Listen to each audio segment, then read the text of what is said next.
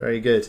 It is as ever in these parts, a blistering day. It may be safer to travel in the daytime, but it damn sure isn't more comfortable. The sun is beating down on the three of you and has been all morning. You've made pretty good time along the dirt road. Very little in the way of shade and respite. Does anyone have any tips or tricks to keep you cool and hydrated along the road? Are there any particular methods or strategies being employed here? Ooh, that's a great question. I think that I would have swapped out my leather jacket comes off during hot daytime, because in the desert it's cold at night. So that's mostly what the leather wear is for. But I think I would have swapped out for something lighter weight and a breathable fabric. Mm-hmm. I don't know if I have. I don't think I have any. Oh, also, did we long rest? That's a question I Yeah, should well, ask. you just stayed the night at the shop, so and set off at the first morning. So yes, you are long rested, fully healed, all your spell slots, etc. Okay. Cool. Fenn, what about you? Are you how are you keeping cool? Yeah, I was wondering right now. I do have this thing where I can make water appear or light mist every now and then. Yeah, so that would be nice. something, but I can't find it in my actions right now. Yeah, it'll be in your it'll be a cantrip, I think, won't it? I remember you having this on your sheet. Let me have a look. Oh, the elementalism. Yeah. That is that it? Yeah, elementalism. Yeah. Back in water, you create a spray of cool mist that lightly dampens creatures and Oh. objects on a 5-foot cube. Beautiful thing to have So in the every desert. now and then I can just Get a little mist action. exactly. Nice. Is it safe to assume you are sharing this gift with your friends and not Absolutely. not just like this? They're just like panting beside you, and you're like, Not like a little hand fan just for me. No. yeah. I think nice. I've also got mage hand up, kind of blocking the sun from just doing this. But Nice. Okay, so Mage Hand giving a bit of shade, and we've got Fenn spraying water kind of as often as possible to keep you cool. Love it. So Feathers, of course, every time he gets a spray of the water, and the kind of shakes his head, and you see him shake his feathers out. Very good. Okay, cool. So you've been on the road now for a good few hours, and I think you were told it would be about a day of travelling to Pogona's Rest. Still many hours ahead of you. One really significant landmark that I should perhaps mention that you would have seen away to your west slightly, right after, just south of the store after you set off. So you would have seen them while the sun was still coming up, I think, silhouetted against the horizon. Off to the west, 6 enormous sandstone statues depicting 6 women. And when I say enormous, I'm talking like these statues are like trying to think. I'm trying to get my feet in meters right here. About like, hang on, the height of 2 houses. Okay, so however big that is, let's say about like 50 meters tall. So about 150 feet, I guess, something like that. The huge, enormous statues depicting 6 women that kind of go off down the west road. But you're heading south, and still several hours ahead of you. And as you walk along this road, and it's kind of getting towards the the late morning now. The sun is sort of reaching its apex of its arc. Everybody give me a perception check. Why not?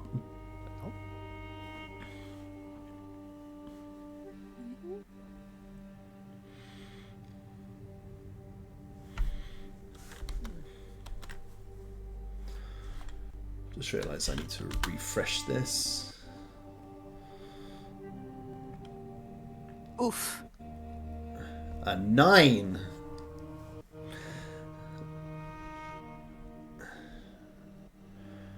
Oh, even worse. Well, thank the Lord. Okay, Fenn's Ben.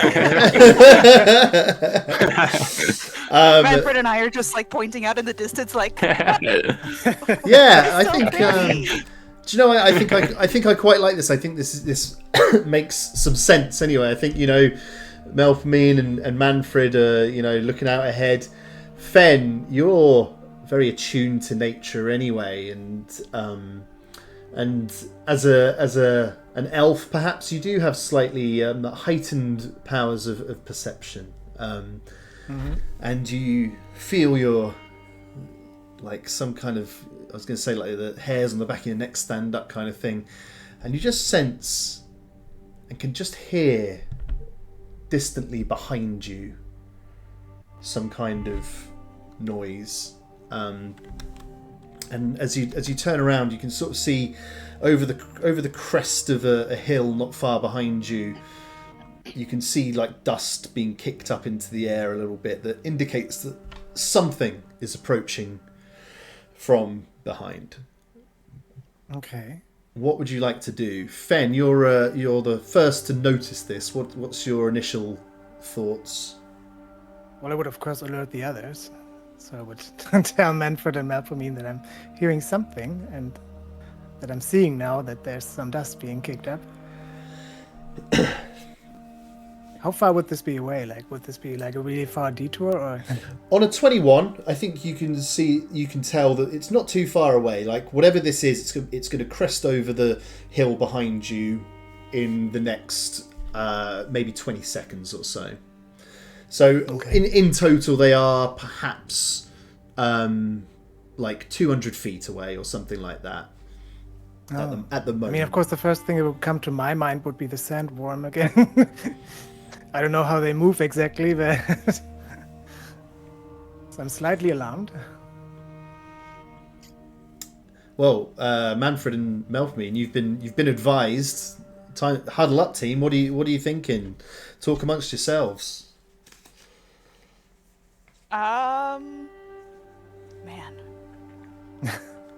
I'm trying to think. I think that Melpomene would remain cool under pressure. I think that I would not panic. Should we... I don't have anything to, like, ready up for this, so... I guess all we can do is stand here? See if it approaches. I will say this: there's not really there are a couple of like sort of largish rocks at the roadside that you could try to hide behind if you wanted to. But it wouldn't be great cover. Yeah, I think I would rather hide, or at least Worth get a off shot. of the road. Yeah, sort of get out of the way. Yeah, in this area. At least give it a try. Okay, so the three of you are going to move behind these rocks and to these kind of the partial cover of these couple of larger rocks at the roadside. What you see coming over the hill shortly after is a short line. It's a caravan, and by that I mean kind of like a little convoy of a couple of covered wagons being pulled by these great oxen pulling these covered wagons. There's kind of 3 wagons in total, and You know what? Everybody, give me another perception check. Let's see how much you can see about these about this caravan.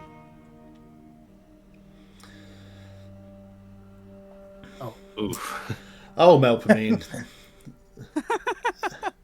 Really not paying attention. Wow, it's taken a while to update as well. Hold on a second. I don't know if it's... So, on this one, Manfred, you've got the keenest eyes on this roll. There's no big rocks for me to get distracted by. Yeah. So I think you can now see that there are three wagons, and there are also, in addition to the wagons, there's a couple of loose... what's the word I'm after? Kind of riders riding alongside the wagon. On a 20, I think you can see quite well actually that somebody is riding along on the near side to you, on riding an oryx, which is like in case anyone is not sure, is like a big goat. And they're riding along they're sort of quite hardy things with big horns that sweep back, and there's another person riding a horse on the other side. The person riding the oryx appears to be a kobold, and there's sort of a couple of people on each of the wagons, and they're moving in not a hurry, but a decent. As fast as you could expect a wagon to go being pulled by ox, so not terribly quick. I'm going to roll for the caravan now to see if they spot you. Now, I guess actually what I need is we're going to do this as an opposed stealth against their perception. And I think what we'll do is take an average roll. If everybody can give me a stealth roll. Why have I disappeared? I don't know. It looks like we might still be having issues, Cope, with your camera. Oh, I am crap at hiding. I'm just there, like, stood right in the middle, just... You and me both. Apparently, yeah. Melpomene, your rolls so far today have been dire. Yeah. Yeah, I'm not There's sure these about giant rocks, and we're just stood in front of them. about that camera, Cope. It's I'm a bit over on weird. Video Ninja.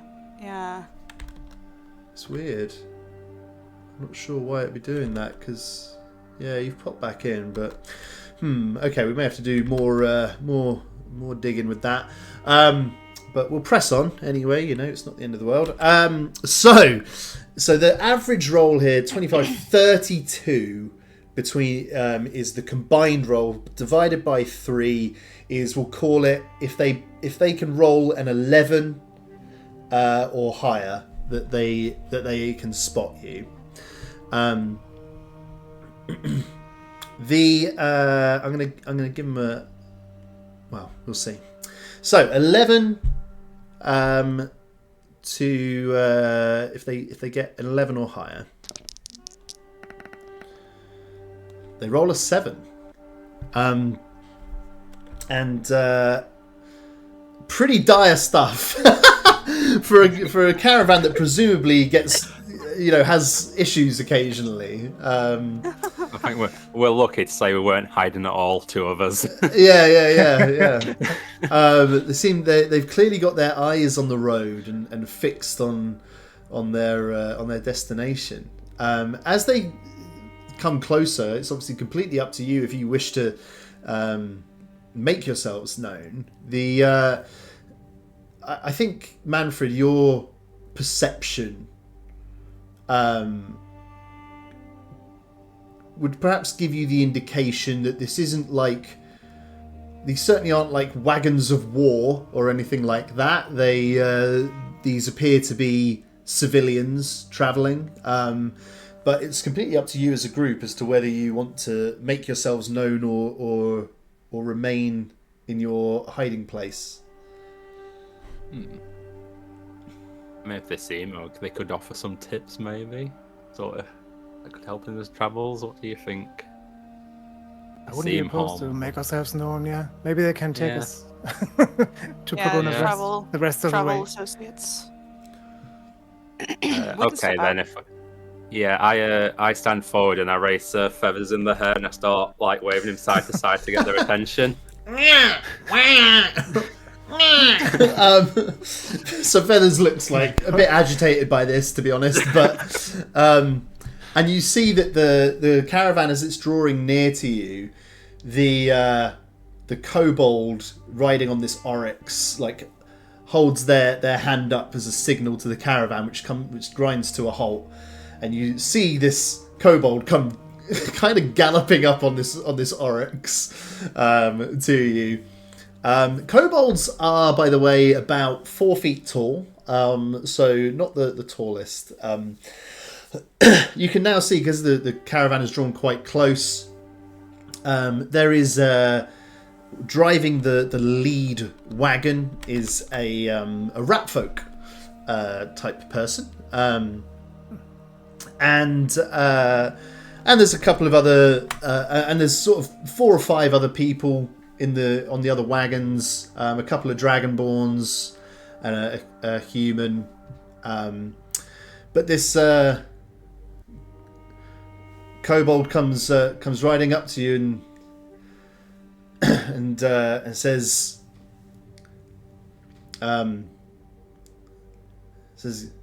"Good morning." Hello. Morning. Good morning. What on earth are you doing walking on this road? Well, we Well, lost we lost our horse Oh, and our driver. We were just checking out these amazing rocks. huh. Also that. He inspects the rocks and says, "They look pretty normal to me. What do you like about them?" They're pretty big.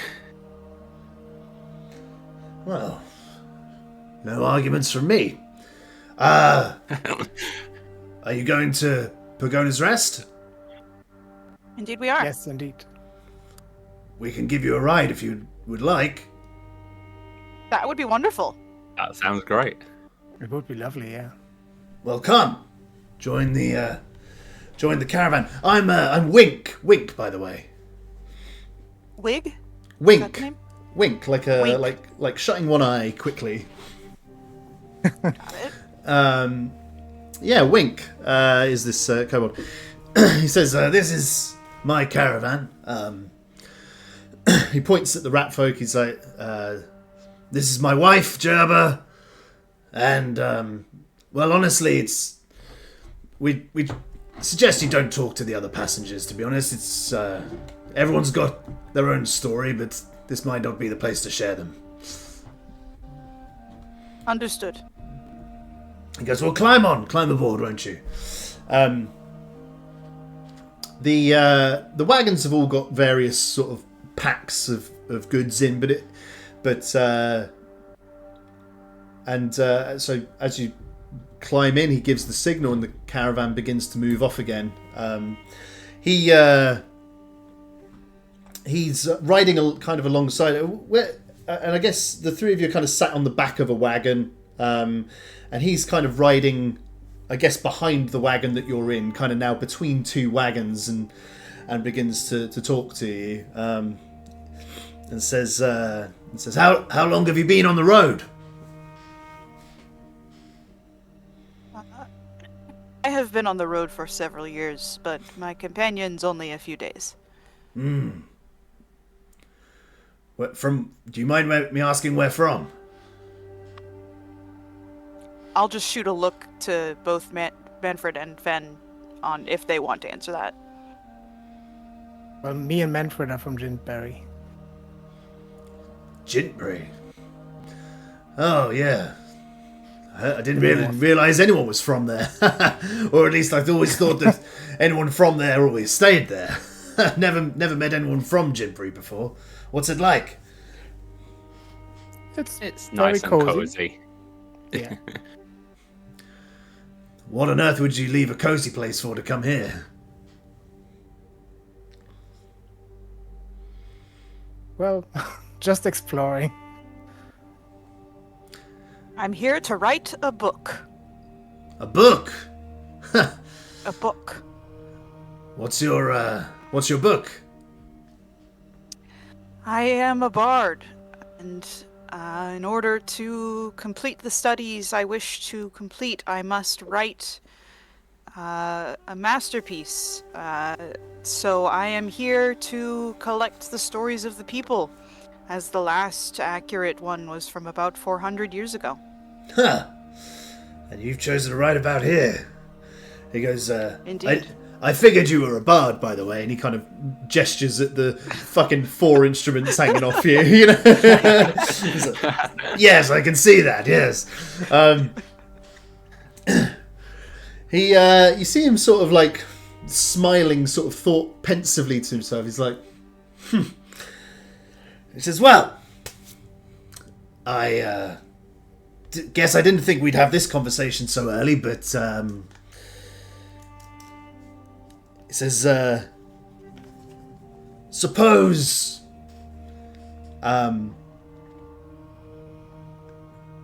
what does he say? He's like, he says the currency around here is all favors. Now, I've been a little deceptive, I suppose, inviting you aboard my caravan. I confess, at the end of our road, there may be something that I ask of you in return.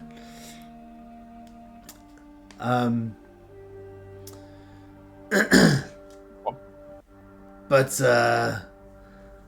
that's for another time, I suppose. But I guess it's just interesting to hear your tales and give me a bit more understanding of what it is people might be able to do for you. He says, but anyway, perhaps we could play a game to pass the time. Sure. Okay. Have any of you ever played Hidden Cobra? No. Can't say I have. Well, alright. Well, I tell you what. Because I wasn't forthcoming, I'm nothing if not fair. Let's say we play a game, and if I win, perhaps I ask you that favor. But if you win, well, what could I do for you?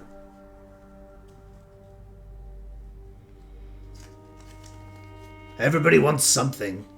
Revenge, money, information.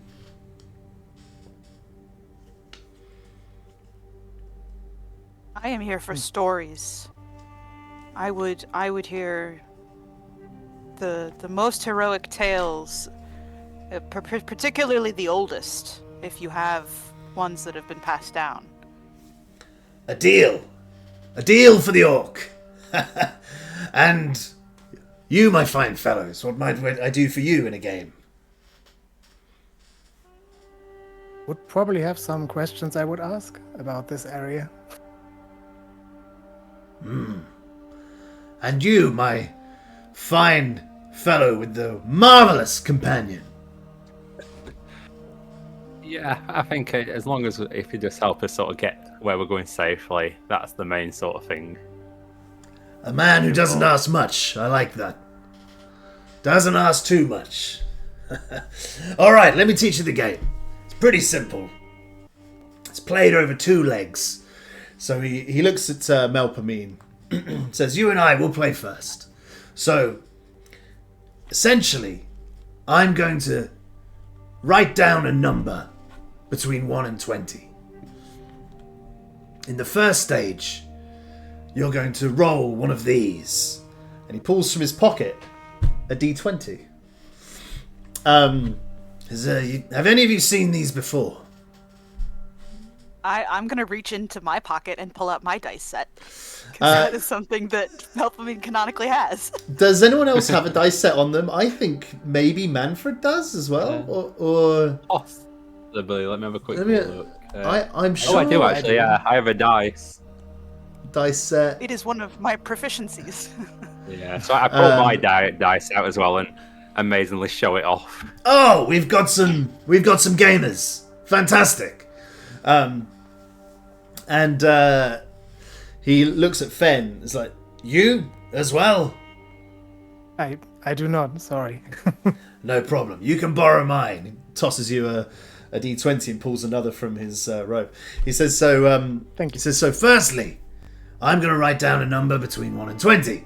And then you, he looks at Melpomene, will roll the dice. And wherever number it lands on, I'll tell you if my number is higher or lower than what you roll. Then you make a guess. Then we exchange and the rolls reverse, and whoever gets closest wins. Let me just ask you above the table, does everyone have a way, easily to hand, to write down a number somewhere without revealing it to me? But I'm gonna kind of hold you to this a little bit. Cool. I should have got myself sorted for that as well. You might just have to take me. You might have to take me at my word a little bit. But I am going to genuinely write down a number. So he goes. Let me just get into a thing and write down a thing. Okay, so Melpomene. So he looks. He says, "Okay, I have," and he takes out a little scrap of parchment and a little piece of charcoal, and you see them scratch a number. Do you know what I'm going to say? As well, I think I'm tempted to say that Melpomene and Manfred, because you've got does it make any sense? No, you know what, we'll just play it. We'll play it straight this time. I'm going to give that some thought for maybe for the future, perhaps. But you see that you see Wink write down a number on a scrap of parchment and then tuck it into his top pocket. And he looks at Melpomene and says, "Feel free to roll." And he hands a little dice rolling box if you need. Well, he offers it, but you may well have one yourself anyway, I guess. As part of your dice set. I whip out a little dice tower because Melpomene is proficient in this. Damn it! Okay, nice. All right, well, feel free to roll a d20, and then we will, and then he will give you the lowdown. D20. Oh, that's so good. Melpomene, your rolls today. Yep. The dice rolls across this wooden, down through the dice tower and spews out a 1. He shrugs his shoulders and just like, higher. Now you just must guess a number.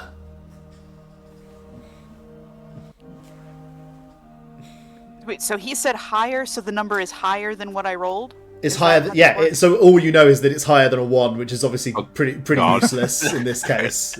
Too helpful. Good you know, speaking entirely strategically, the ideal would be to roll a 10, and then that would give you the best odds, right? Like, but yeah, a 1 is a pretty lousy roll, unfortunately. Then I will guess a 10. He reaches into his pocket and holds up a scrap of paper that says 15. He's like, not bad. 5 away. Okay, my turn. You write down a number. Done. Okay, here we go. He's going to roll a d20. Rolls an 11. Ha ha! This is what the game's all about. Higher or lower than an 11? Lower. All right, I guess 6. Man, you nailed it. Nailed it. Right on. Wow. Come on. Ha! He That goes. was really good. He goes. All right, one leg. So that's 1-0 to me. We'll do a best of 3, I guess, with the 3 of you. He turns to Fenn and says, "Right, my friend, I'm gonna write down a number, which I'm gonna now do. Let's go for that. Okay." He goes. So I have my number. You see him tuck another bit of parchment into his pocket. So you can roll a d20, Fenn. Okay. Oh, God. He smiles again. He's like, Of course. This is not going well. Inikos smiles on me, friends. Inikos smiles on me. Lower. It's lower than an 18. Yeah, I figured. I'll say 7. He pulls out a piece of parchment and sort of nods at you and goes, "Very good, friend," and shows a 9. So only 2 away. Wow. Okay. He goes, "Right, you must write a number." Yes, will do. Got I've one? done so. Yes. Okay, here we go. "Inikos, you forsake me!" A 4. It is higher. I must guess, I suppose, a 12. Indeed. It is a 7. You see that? I trust you. 1 each. All right, my friend. You have the decider. Oh no. You see him write down a third number, which is going to be. Okay. You see him write down a number and tuck it in his pocket. Go ahead and roll a d20 for me. So before I roll the dice, I give it to Sir Feathers, who kisses it with his beak for good luck.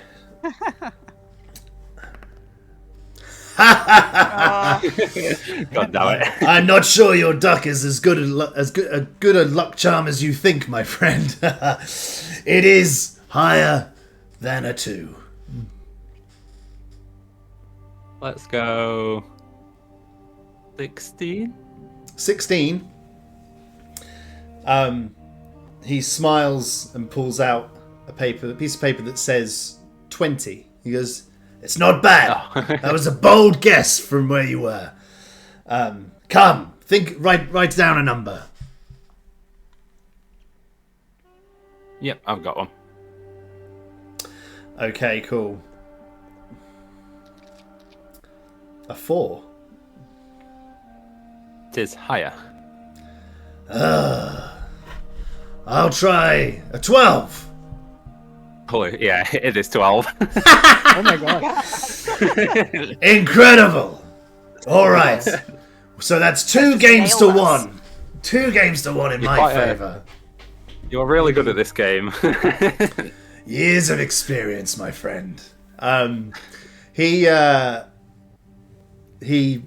puts his dice away, etc., and goes, "Good game, good game. It's a popular one.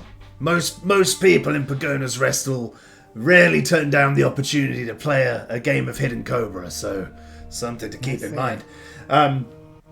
He says, "Well, I think in that case, and especially as we are giving you a ride, I should come clean about this favour.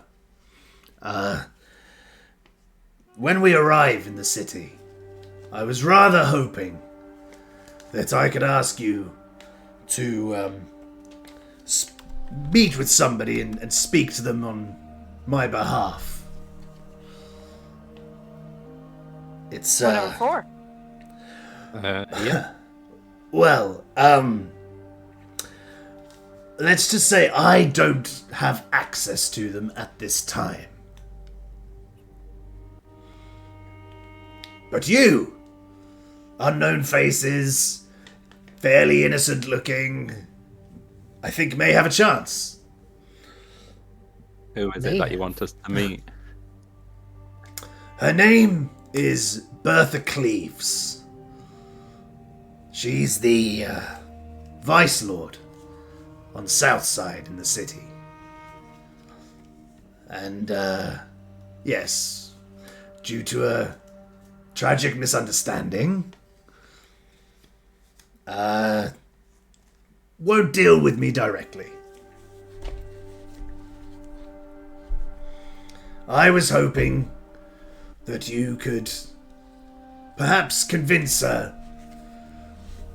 to come and speak with me.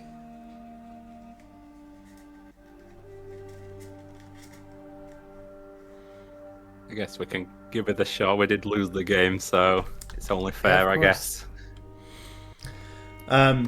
He says, she's a fierce woman, and getting access to Vice Lords in Pogona's Rest's not always easy. But in my case, find her? You'll find her in Southside, certainly. She rules that district with an iron fist. But you must be careful when speaking to her. Quick to anger. Okay. He looks at Manfred and is like, but she's a human, like you, so maybe that'll help. I don't know. I don't know if she cares about these things. Certainly has no love for kobolds. Do you know she likes ducks? I know she likes rats. Yes, a duck is quite different from a rat. But hey, We'll see what we can do. So Feathers, by the way, is like getting a bit restless and pecks Fenn on the arm and is like, Oh. Do you need some water? Okay. So I spray him in the face. Excellent. Wink smiles at this. Is like, said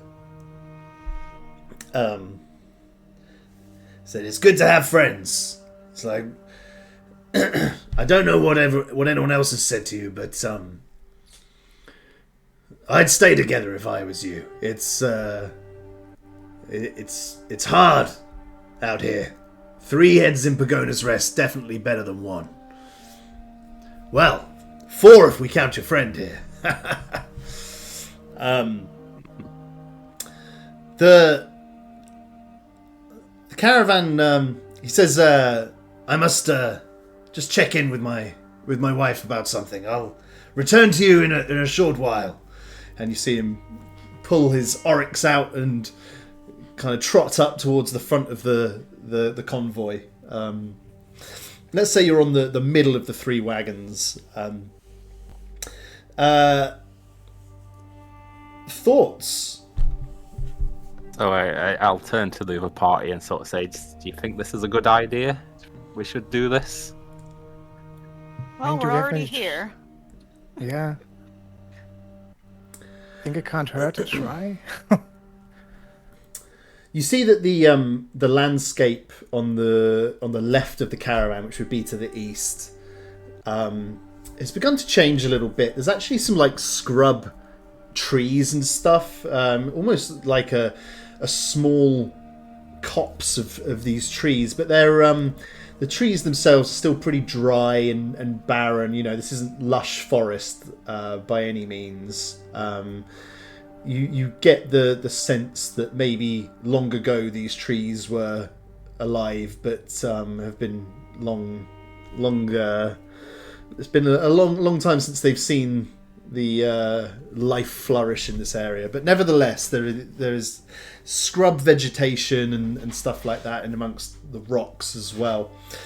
Far off in the distance on the east, you can actually make out the town of Ketchport, which I think was mentioned to you by Zelnor. In What was last the name of the town? Ketchport. Catch.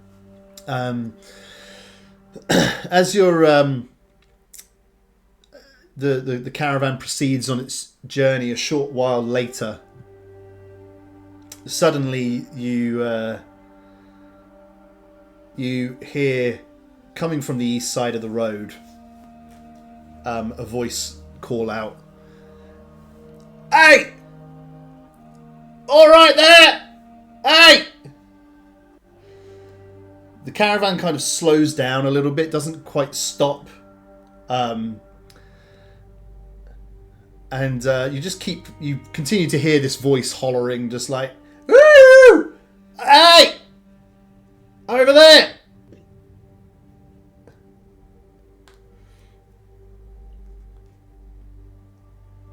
I think I look around, but don't necessarily like try to jump out or anything.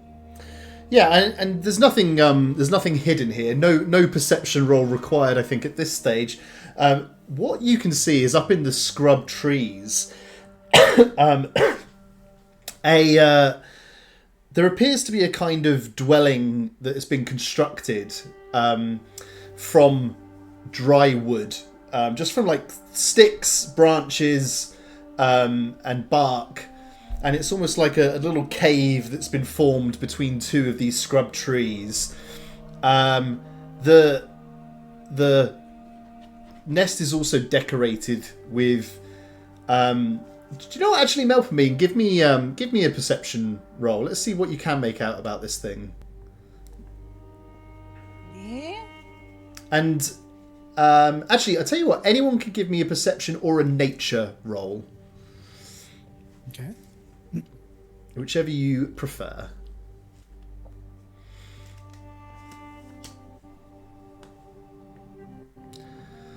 Oh, Manfred. Ooh. Baby boy. Oh, yeah. I'm doing a nature one. Yeah, mine's a 21. nature. Yeah, nice. So I think, Melpomene, everything that I just said is what you can spot, that there is a nest having been built out of, or a nest dwelling, I guess, like cave, whatever you want to call it. It's upright between these two trees. Fenn. Like a treehouse lean-to? I guess, yeah. It's at ground level. It's at ground level. It's just built up out of the ground, sitting between, but just creating this kind of canopy of wood. Fenn, you can spot that the ground around it is decorated with what you can perceive with your nature knowledge to be pieces of like shell, like beetle shells and stuff like that. It's all decorating the ground around it. And Manfred, you can spot as well, hanging from the trees, like shards of glass that then are catching the sunlight and reflecting off in various ways. These pieces of glass are just suspended by stringy wood, like almost like stripped bark and stuff like that are then suspending these pieces of glass hanging from the branches around in these two trees. What all of you can see and indeed hear in front of the in front of all of this, sitting in a not at all fancy wooden chair, and just kind of slouched down in it. And all the ground around this person is just littered with bottles, some with liquid in, some empty. And he's maybe like 30 feet back from or 40 feet back from the roadside. And it's an Aarakocra sitting in this chair, slouched there, and just like swigging from a gourd. And it's just like, yeah, you! Oi! And you see that his attention seems to be focused on Gerber, the Wink's wife who's driving the front wagon. It's like, all right, darling, what do you think of this then, eh? And he's like gesturing back at his nest. And like as the convoy is like slowed down, but just like it continues to sort of roll past, and he spots the three of you. He's like, "Aye, yeah, you like me nest?" It's very impressive. I'm not even going to say anything and just give a thumbs up. And he looks at Fenn, and you see him sort of squint. He's like, "You've got a tail." I do, yes. You're very perceptive. That's brilliant, that is, mate. I've got tail feathers, look. You see him stand up, and he sort of, like, as he stands, he kind of stumbles a bit and kind of falls over and gets himself back up. He's like pointing at his, he's like, look at those. That's what I call a tail. Ah, where'd you get yours? And argue. Well, that's a long story. Oh, yeah, I don't have time for those, mate. Short Not really. stories are great, though. Here's a short story. It just farts. Just lets that really like lets one rip. Just like, and you see Wink on his oryx, just like shaking his head. He's like, he looks up and he goes, "You're a lout, Bruce. You're a lout. Slag off where we are." And he lobs this Aarakocra lobs a glass bottle towards the caravan. It lands well short and kind of smashes on the ground. It's like, go on, get out of here, get out of it. Who asked you anyway? You see Wink come riding back alongside the caravan. Is like, sorry about him. He always does this. I always know it's coming. I should have warned you. I'm surprised no you haven't stopped and beat him up yet. Oh, barely be worth the time. Not really a malicious guy, just a drunk, you know. I they see do that? no harm. Used to live in Ketchport, and they kicked him out for being too annoying, which if you ever go to Ketchport, takes some doing. Oh. Anyway, he says, well, I've been thinking anyway, and since we played such a good spirited game of Hidden Cobra earlier, I thought maybe I could give you a little bit of a story. Yes. I thought of one.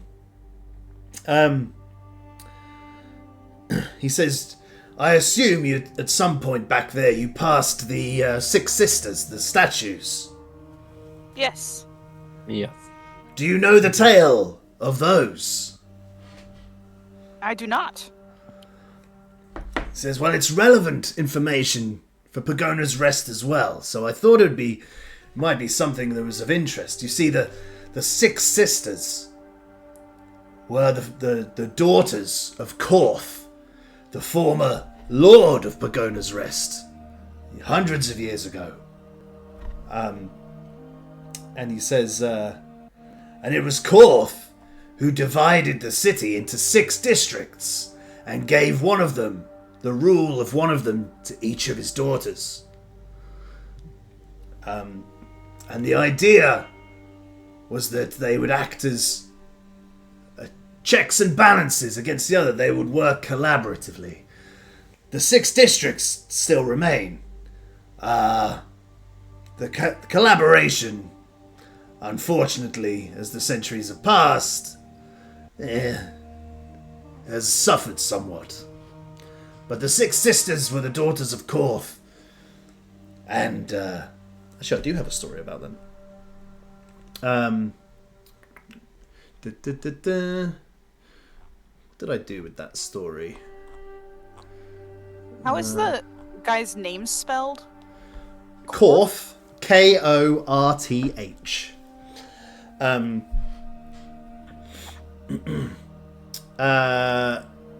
He says, and it was the 6 sisters that oversaw back in the 2300s.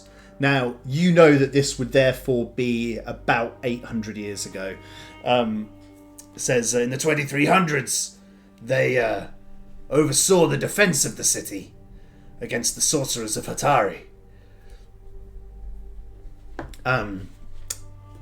He says, and their leadership and their skill was so great that those statues were erected in their honor. Incredible. Yeah.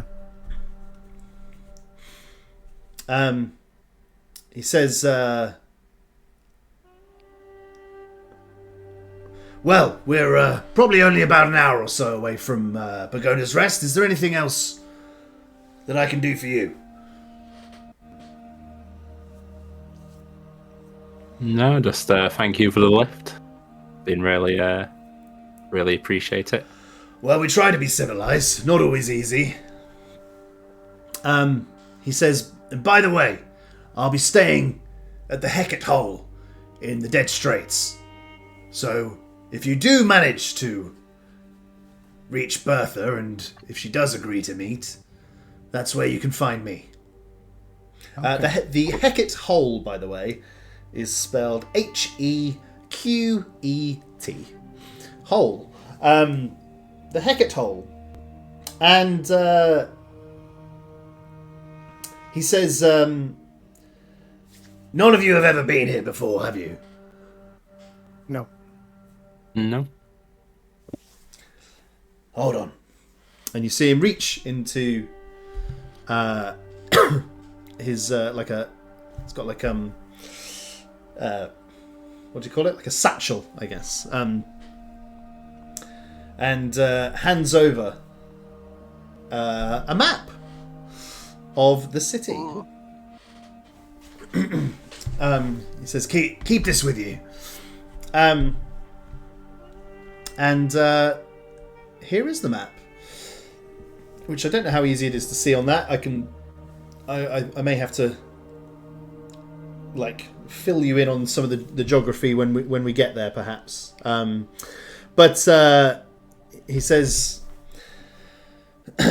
yes, it's been a pleasure. As I say, we do try to be civilized, but everything comes with a price, and hopefully you can help me as well. You may still be an hour away, but actually, looking out ahead of the caravan, you can now begin to see the glittering domes and the tallest towers of an enormous city off in the distance, and that is plainly Pogona's Rest. As you draw closer over the next hour, you can see this picture is for vibes, not to be taken too literally, but just to give you the vibe. Very nice. You see this huge walled city rise up in the distance ahead of you as you come closer. The walls are tall and made of kind of beige stone, and you see ahead of you. You appear to be coming in on presumably kind of one of if not the main entrance to the city, and you can see that there are two huge, enormous gates that are flung open. It doesn't appear to be any kind of obstruction to you entering the city. Does anyone have anything that they want to do, ask, say, check, or anything else before arriving at Pogona's Rest? I think that Melpomene would take a little bit before we get too close to the city to do a sketch of like the skyline, as Nice. like a future chapter header or something like that. Oh, Just nice. a quick illustration, yeah. Very cool.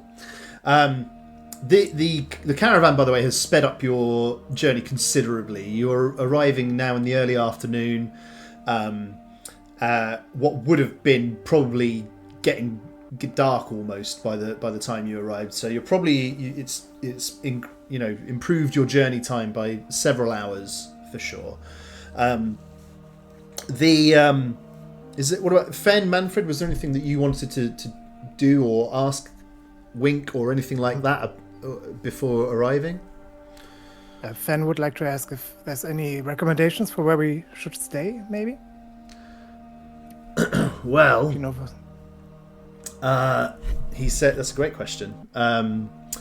He says, let me just get my map up, and I'll tell you.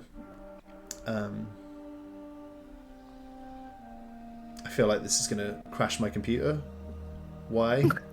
Like, it's just opening a picture, for fuck's sake. But this is what I mean. Like, since I moved to Windows 11, I've been having all these issues. Okay.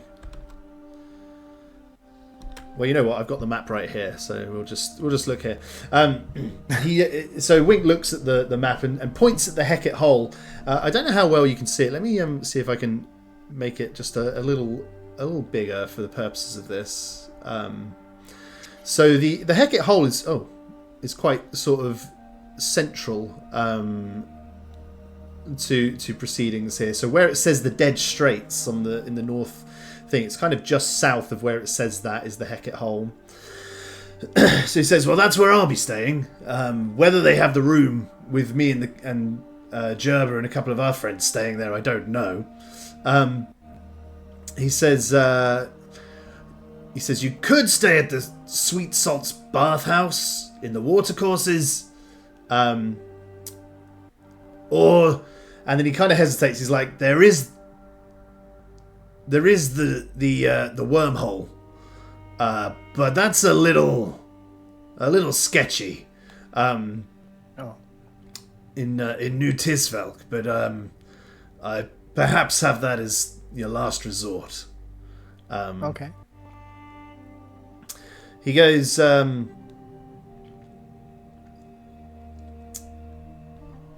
he says, but tell me, where will you be going when you arrive? That's a great question. Yeah.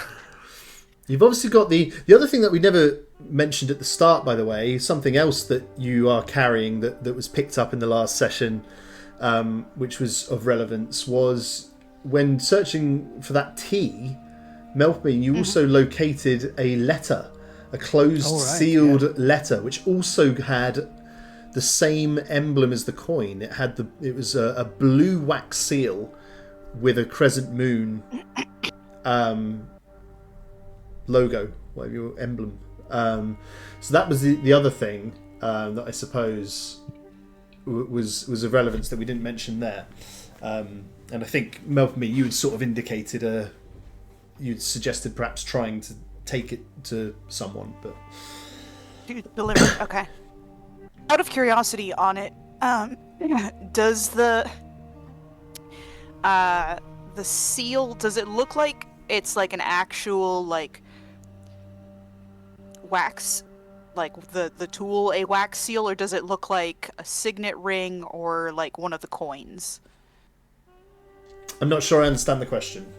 The wax, the seal itself that is holding the letter closed. Yeah, is a wax seal, yes. Does it look like the pressing in that wax? Oh, I see what you're asking. Yeah, I get you. Yeah, no, it looks like an actual formal wax seal stamp. Okay. So directly from the person in charge, not just an on the go. Okay. Or someone authorized to use their emblem, perhaps. Right. But yeah, difficult to know without further investigation. But yeah, so he said, I guess Wink says, where are you heading to? We have some business to attend to a delivery to make. And we were told where to go for that, right? What you were told was that when you were given the coin, what you were told was to show it in the Dead Straits region. So that was that coin, was that from the people who gave us a bad feeling and it was like, if you see something, come talk to us, or was this? No, so the coin was from the person that was hiding, and the letter that you found was also found right near where they were hiding. The two guys who came in looking for her bore the mark of the two tongues. But as yet, you do not know what that may relate to. Okay.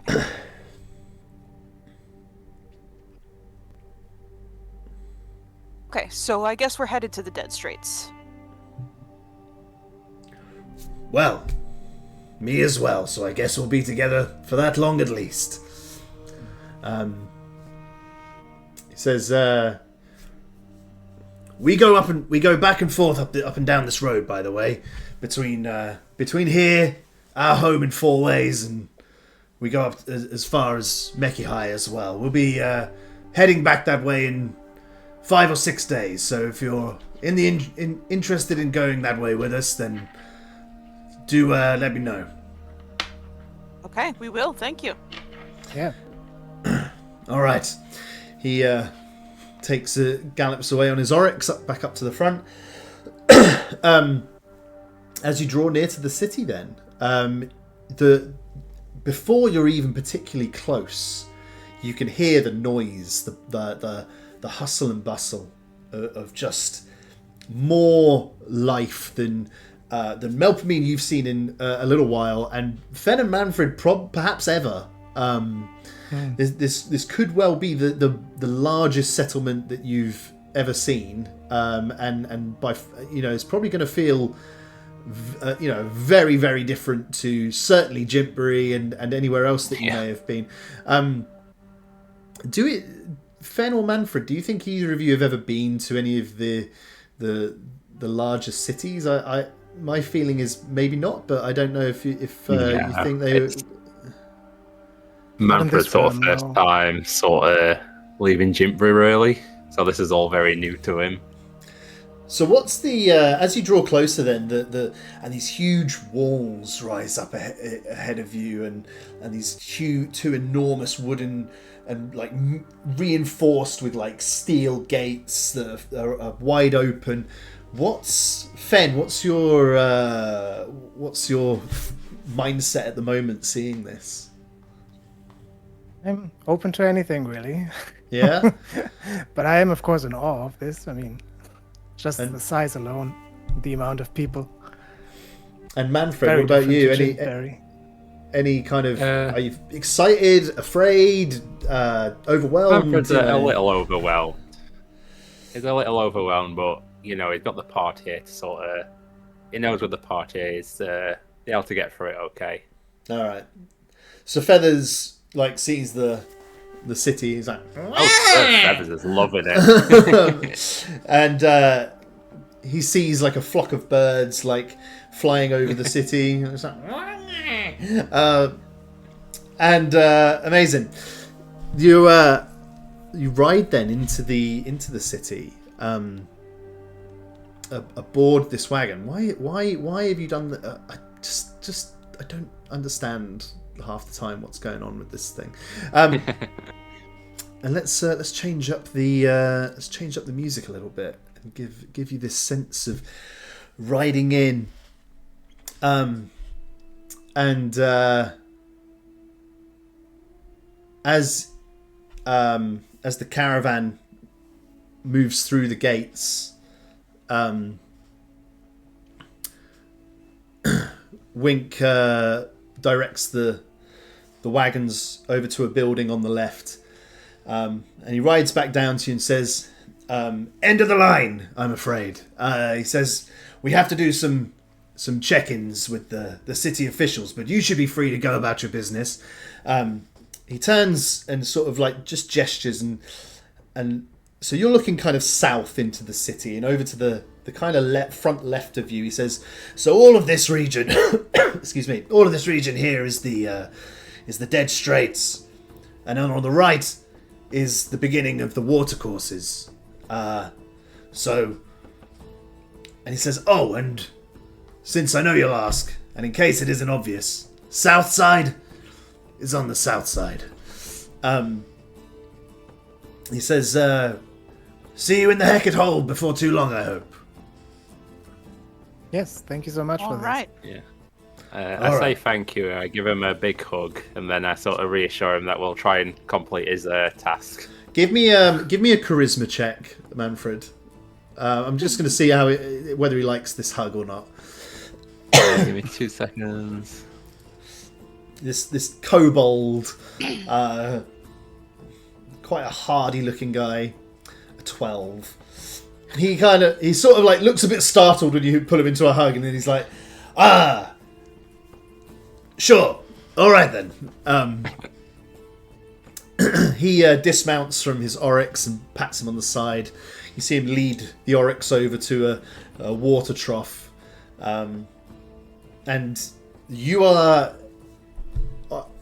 left to your own devices. Tell me where you think you all want to go. I think that I would want to kind of walk down towards the water, because I think that Sir Feathers might want to swim. Sounds good to me. All right. Well, it's not too far to the start of the canals that form the watercourses on the northwest side of the city. In case anyone can't read them, let me just summarise the districts at the very least. So you've got the watercourses, which are canal works. What you can see... yeah, I don't think we need a roll for this. I think what you can see off to the right is that the buildings are a little nicer, a little bit better kept, a little bit bigger on average. There's more kind of space that way. Off to the left is the Dead Straits, and you can see that these are buildings that are packed in lots of narrow alleys and roads and buildings that seem to have almost been improvised, and like maybe one was built and then someone's very shoddily built some kind of extension to it, and that's now connected to a second building. It's all just very disorganized, the Dead Straits. So that's what is visible to you. Because you've got the map and you can examine it, you see that the other 4 districts of Pogona's Rest are Tenpenny up in the northeast, and that actually connects directly onto the harbour, which sits on the western edge of the Dune Edge Lake. You've got Tricorn, which is surrounded by this triangular moat on the east side, and then in the southwest you've got New Tisvelk, which Wink just kind of gave you a little bit of a heads up and described it as being, or at least a tavern called the Wormhole. He suggested was a little rough around the edges. And then finally, on the southeastern corner, you've got Southside. Yeah, fine. So the party, the group of you, begin to move down towards the canals. This whole place is just so full of life and just people moving, and everyone seems to be going somewhere, right? Like everyone seems to be moving with purpose. There are market stalls and people selling fruits and things like that. You can see on a corner of the street, there's a guy stood on a box, and let me just remind myself. Yeah, there's a dragonborn stood on a like a small crate, and he's got like a small crowd of people listening to him, like maybe like 10 to 12 people, kind of just stood there tentatively listening to this guy stood on a box, and he's holding something up and he's going, "It's coming! It's coming! The end is coming!" And people are just sort of listening to this guy raving. You see that he's holding up a snake. He seems to be holding a snake in his 2 hands, but the snake is limp and lifeless. But he's like, "I tell you now, it's the first sign." So that's a guy that you see. As you walk down I walk past one of those once a week. Yeah. You walk past, and he yells at you. He's like, "Ignore at your peril! It's the first sign!" Moments later, Fenn, you feel... What does Fenn usually wear, actually? What's Fenn's like standard outfit for today? Or what's he wearing right now, I guess, is the question. I think he's wearing like a vest and some bandages just to cover his arms from the sun. Nice, smart. What about on the bottom half, if I may be so bold? Just pants and boots. Is Fenn's tail readily visible? Yeah, it's sticking out of his pants. Nice. Fenn, you feel something or someone tugging on your tail. God, as, okay. as you walk along, and turning around, you see two tiefling children. Oh, hello there. And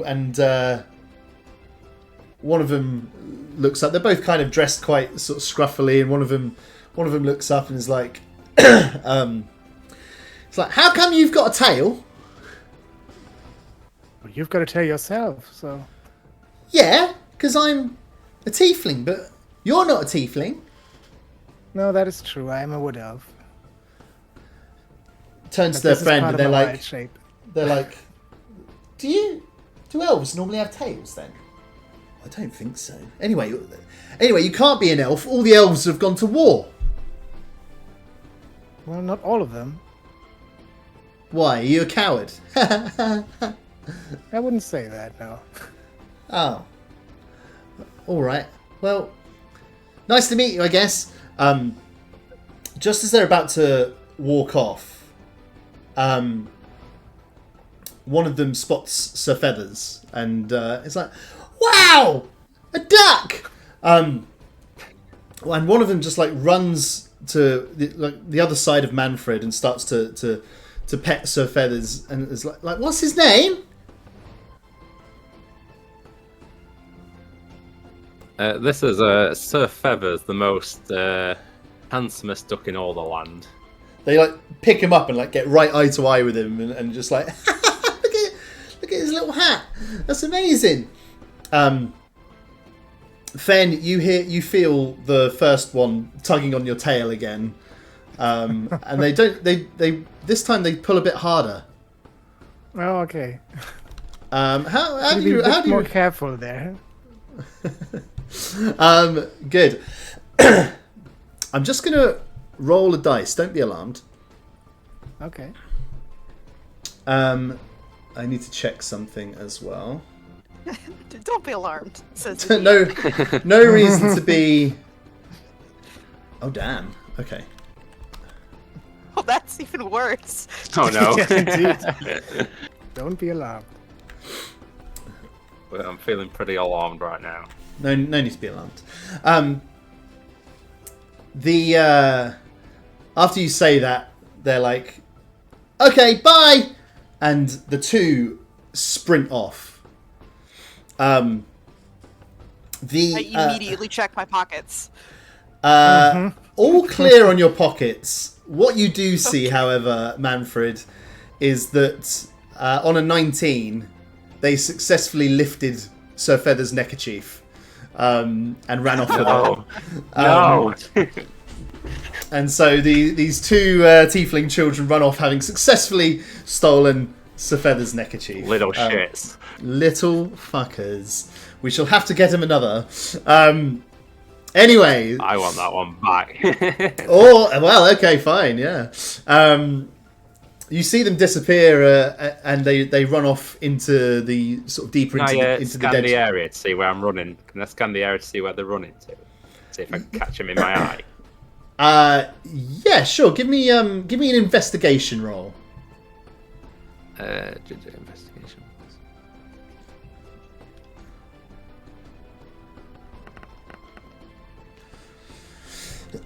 A 10. I think you both you managed to see enough that you know that they ran off in the direction of the Dead Straits. Unfortunately, they do disappear into a crowd quite quickly, and then before you know it, they have disappeared from your view. So, yeah. Sir Feathers is like looking down at his front where his beautiful neckerchief used to be. It's like, but all is not lost. Sir Feathers can perhaps still go for a lovely swim in the watercourses if that is still our destination. You can still hear the raving of this person going on about the end of the world as you make your way through the between some buildings and find yourself at the edge of a canal. And Sir Feathers sees the water immediately gets very excited. It's like, wah, wah! And flap, flap, flap, flap, flap, flap. I take Sir Feather's top hat off. I lift him up and throw him up in the air into the water. Nice, and he has a big keep... splash and starts swimming around. Let's keep that hat dry. We've already lost the neckerchief. We don't need any more any more incidents. Very good. Cool. So Feathers is having a whale of a time. Splashing around in the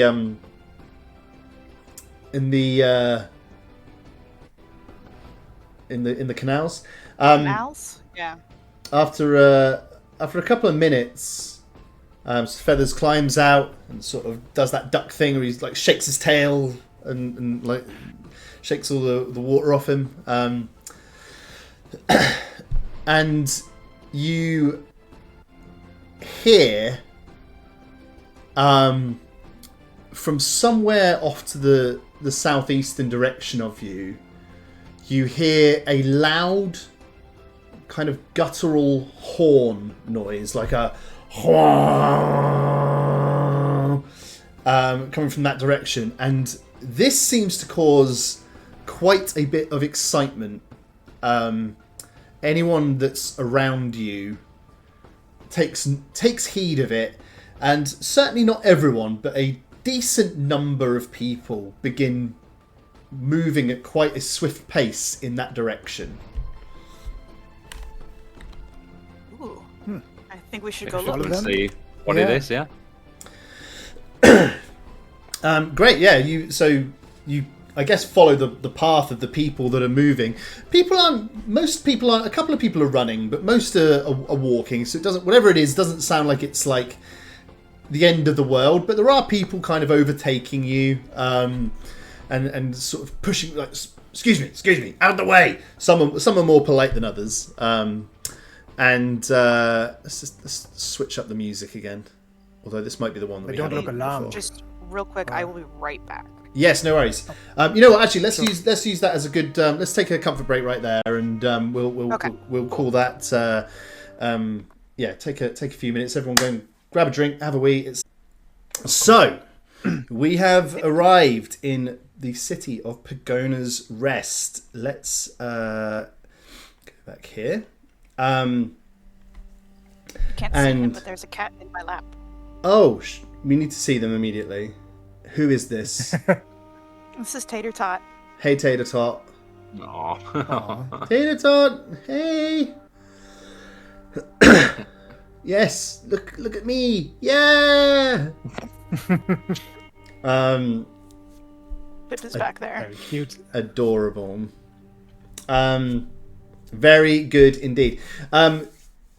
What a welcome it's been to Pogona's Rest then. Dropped off by Wink the kobold, with an unexpected hug from Manfred.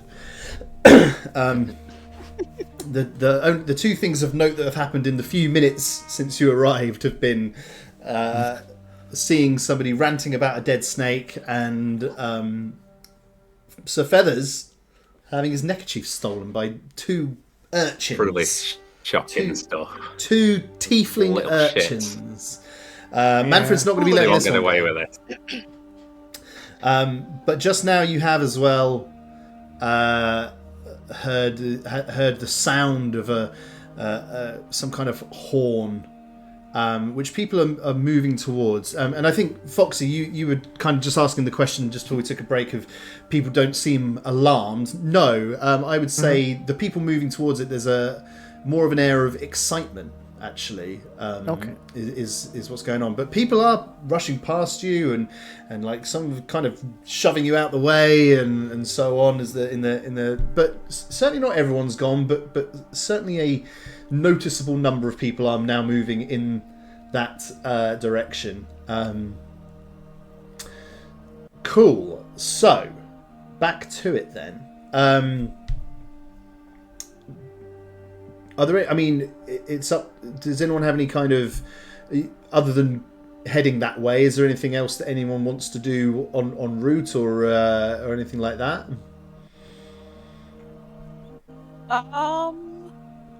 I don't think there's anywhere in particular that I would want to stop. Are there any supplies that we need before we... Oops. Do we need to go shopping? I mean, I think you have sundries, in that kind of thing with you. Okay. I don't know that there's anything that's been highlighted that you particularly need at this moment in time. Okay. The route takes you east slightly, into certainly up to the edge. That kind of there's no hard border between the watercourses and the dead straits. They kind of merge into one another, but there is this kind of one long road that seems to be the kind of divide between them. The difference in the style of buildings from one side to the next, and the quality of them is quite noticeable. So this kind of quite wide road, and it's this road that people are converging into. So people from the watercourses where you are and the dead straits are converging in this thing and moving down the road towards. You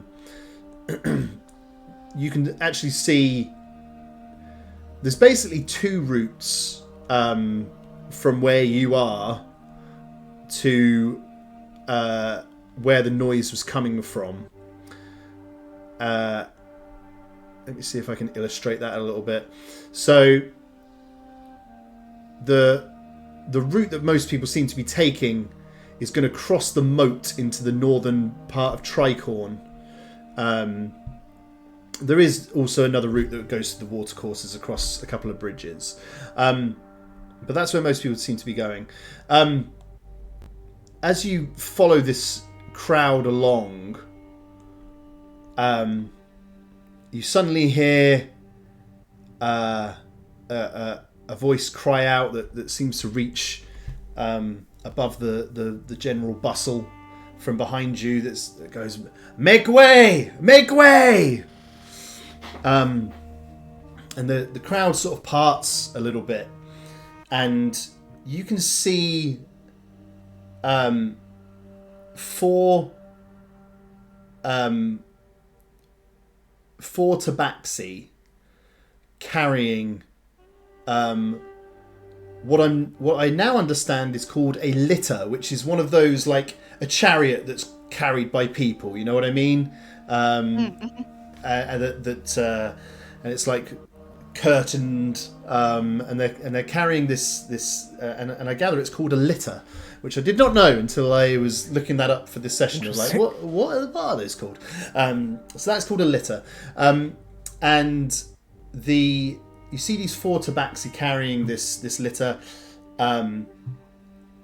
and it is made of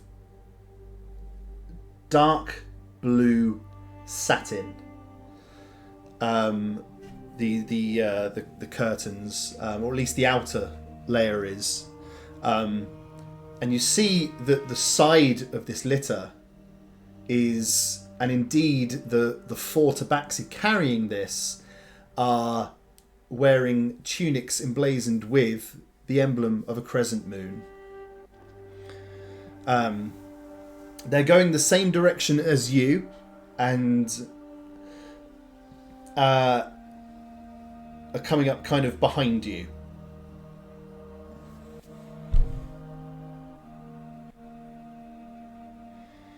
Cool. Litterbox, nice. I think we would stand out of the way, but I would want to get a good look. Nice. As they approach, you can see into this litter. The curtains are parted enough, and you can see inside. Obviously not moving terribly quickly. Very hard to do so with these things. Inside is a tabaxi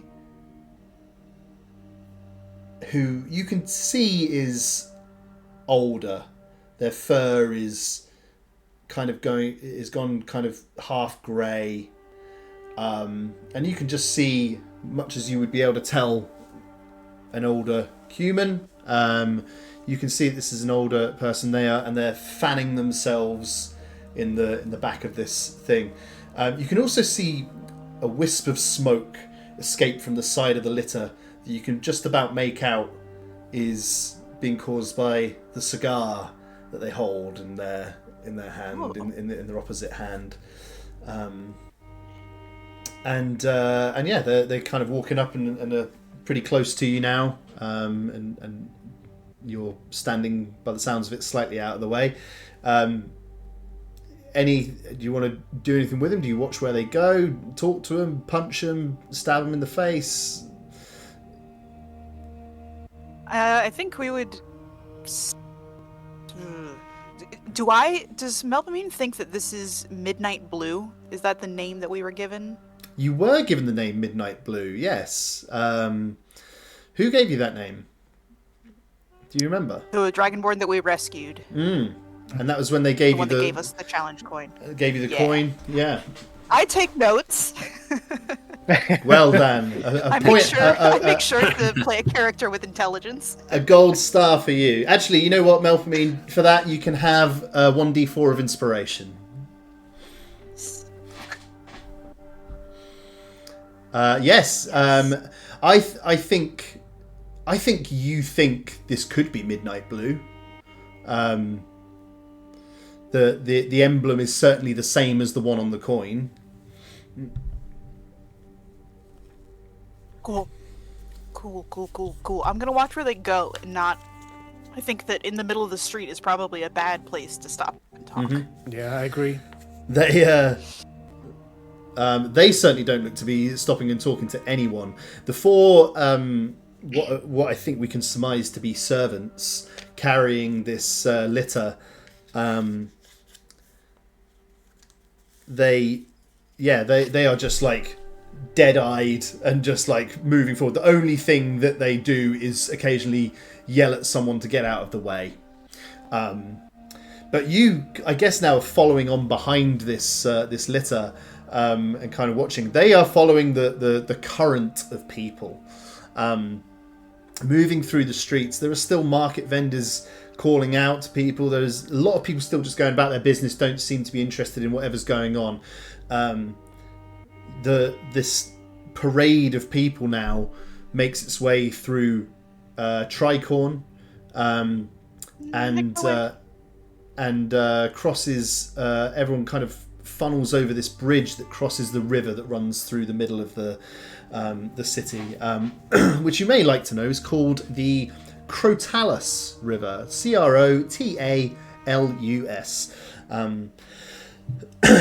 Finally, sometime later, this is a good 20-30 minutes of walking that's going on here. You arrive out into Southside and you can see now that the people are heading towards a decent-sized amphitheatre. You can see it actually on the far southeast of the city. You won't be able to make out the writing on your map, but it is called the Slavalium.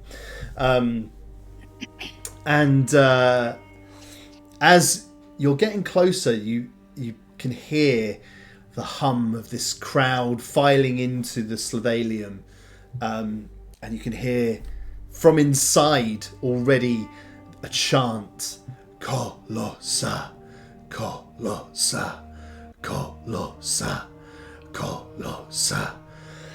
And it's that the noise of this chant rises up above this arena, and the litter being carried by these four tabaxi, and indeed containing a tabaxi. You see that they arrive at the theatre or the arena, and they don't go in one of the normal entrances where everyone else is filing into, a door opens in a solid piece of wall on the outside, and they're ushered inside. And you see that, in fact, what you see is the litter stops, and a tabaxi climbs out with the assistance of one of their servants, and they walk quite slowly but still quite upright. You see that they're wearing a quite awesome robe that is, would you believe, midnight blue in colour. Wow. And but with like a gold trim around the outside. And they're carrying this cigar still, but also walk with a cane in the other hand. And they're ushered inside this door, which is very quickly pulled closed behind them. Where are you going?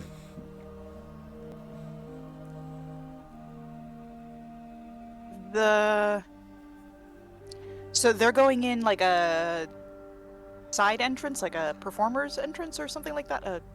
A VIP's entrance? More like a VIP, I think, is the... There's two people standing guard outside.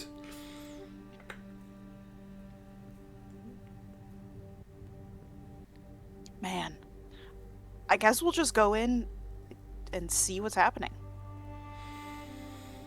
Yeah, I agree with that. And In the normal people door. You're going in the normal people door. Okay, fine.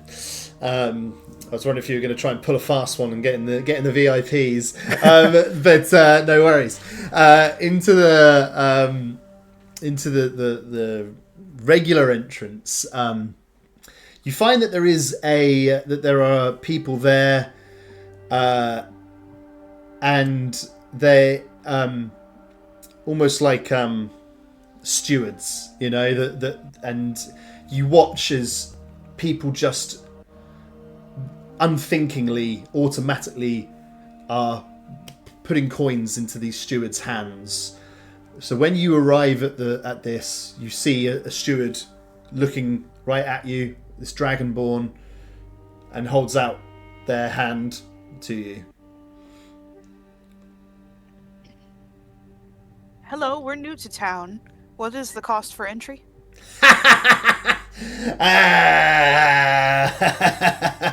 Silver each.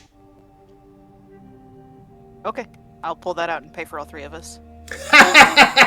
On you go. Very good. I've worked with ushers like that. Yeah, he.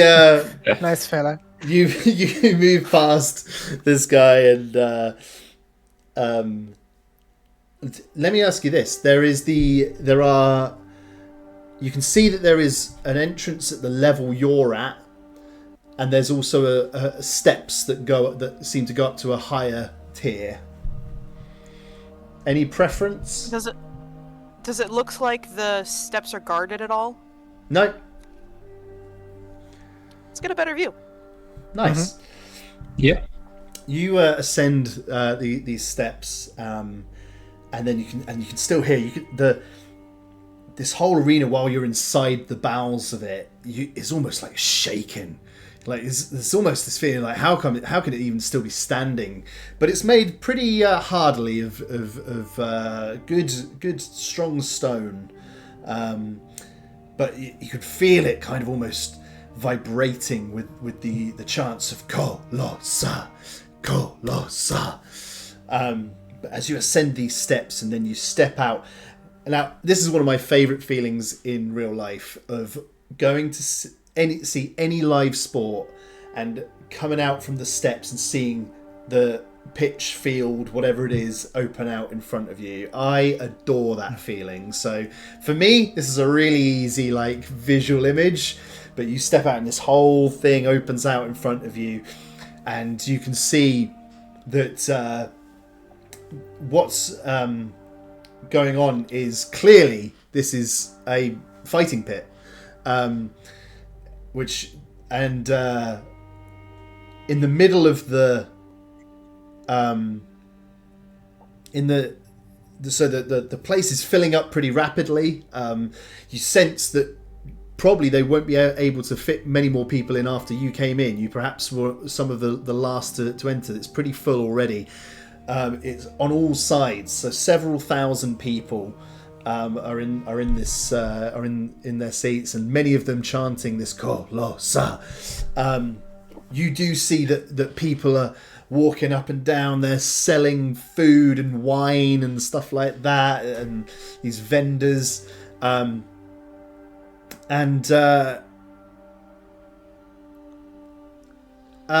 me ask you this. You find a space where there's room for the three of you to sit. And they're just like long stone benches, basically, that are in fact carved in. You know, it's they're not standalone. They're just the whole thing is built this way. You know, and you find yourself seated next to a human, and the other side of them is a dragonborn, and they sort of seem to be talking to each other. And you find that there's kind of those two, and then the three of you, in the end of the bench, on where the steps are. Let me ask, what do you want to do at this juncture, or what do you want to look at or for, or know more about? I think I would ask these people who this Colossus person is that everyone is waiting for. Nice. So Fenn, you ask. So the human next to you sort of whips round and see and sort of like does a double take, looks at Fenn's tail, and it's like, who's Colossus? You'll know Colossus when you see her. Don't you worry. He goes back to. Fair. He turns to his friend, the dragon. Was like, he says, "Who's Colossus?" And the Dragonborn looks over at you. And he's like, "She's the best." Oh, and you hear a guy about 3 rows back go, "Oh, I think she's a bit overrated, actually." But no one pays him any mind. Out in the fighting field, as it were, it's just like a gravel ground. You can see. Everybody, give me a perception check.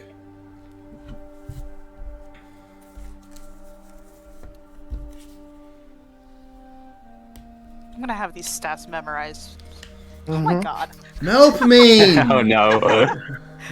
I have gone over to one of the food stands, okay? That is what has happened with me. They're not great rolls across the board, really. Fenn, highest on a 14. So I think really what you can see, Fenn, is there is a lone figure stood in the centre of the fighting pit. They look very small in their position. Oh, okay. I think from where you are, it's difficult to even make out what kind of being they are. A humanoid, probably someone who is around 6 foot tall. So could be a human, an elf, perhaps an orc. They've got their back to you and are wearing a helmet. But it's difficult to make out from your vantage point who's in there. They are gripping in their right hand a short sword, and they seem to have a circular wooden shield on their left arm. The hubbub in the arena is growing. Kolosa.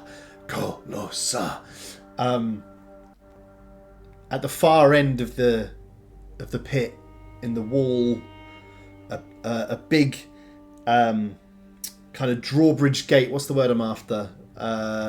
What's the thing in Planko, Foxy? The castle. Portcullis or something like Portcullis, that's exactly it. Portcullis. The portcullis gate goes up. You know, it raises, and you hear, and even from your vantage point, you can hear like large chains pulling up. Ching, ching, ching, ching, ching. The crowd gets into a fervor. Kolosa. And at the far side of the pit, from the shadow, an enormous Loxodon walks out, and the crowd loses their fucking shit. Yeah. At this point, Manfred's proper into it as well. He's Yeah. chanting along. You know, he's got Love it. feathers in the air, like raising him up. So Feathers. He's having a blast.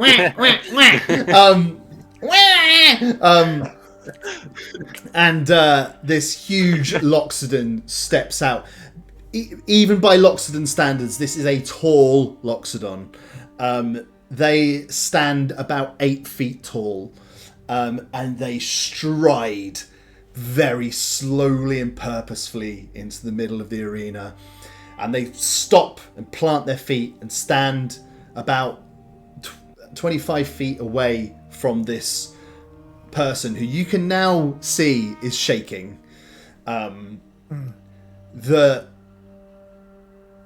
Across then, you what would be kind of the northern edge of the pit, you see someone get to their feet and hold their hands out like to shush everyone and kind of like beckon everyone to quiet.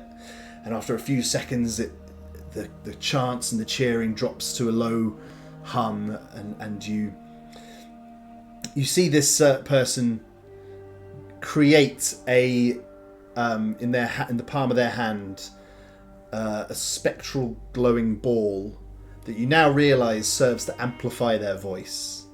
And they and they say yes, welcome back again, one and all, to the Slavalium, for what is sure to be another memorable fight here on Southside, brought to you, of course, by our benevolent patron, Bertha Cleaves.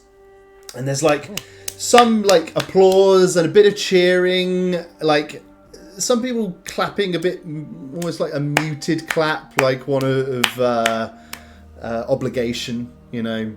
But he says, introducing then our combatants today. Firstly, from New Tisvelk. You know him as a thief. Boo! Boo!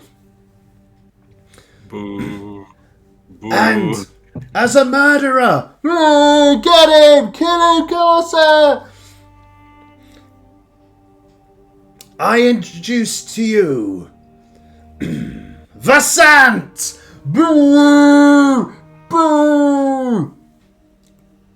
This guy looks around nervously at the crowd. And I give to you, from right here in Southside, fighting for Bertha Cleaves, the Scourge of Altac, I give you Colossa!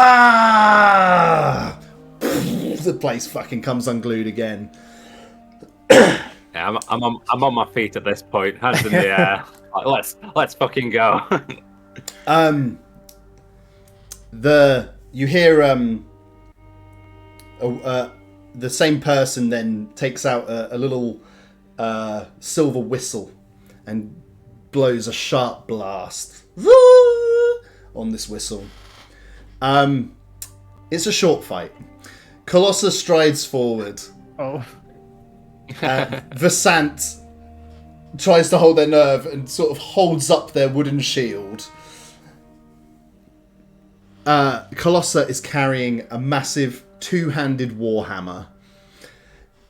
They just take 4 steps forward, lift it, blam! And just shatter the shield into pieces. The hammer goes through the shield, through their skull, and buries itself in the ground with a head under it. Let's go. The crowd just go fucking nuts and just like, yeah, Colossa, Colossa. Colossa.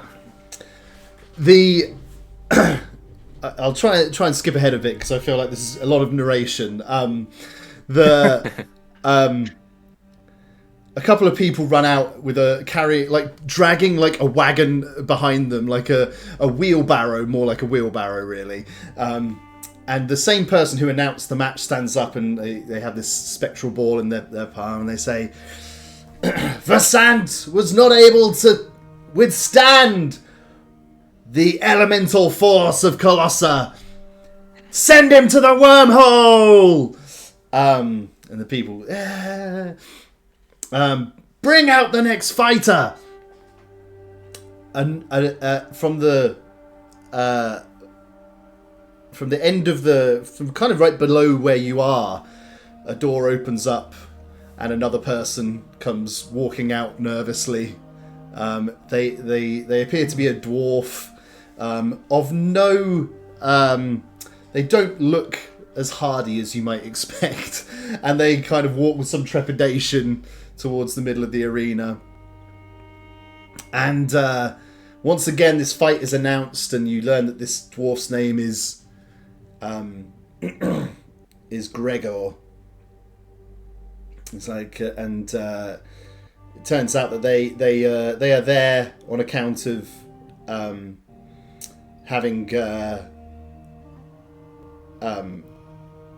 having stolen several watermelons from a market stall.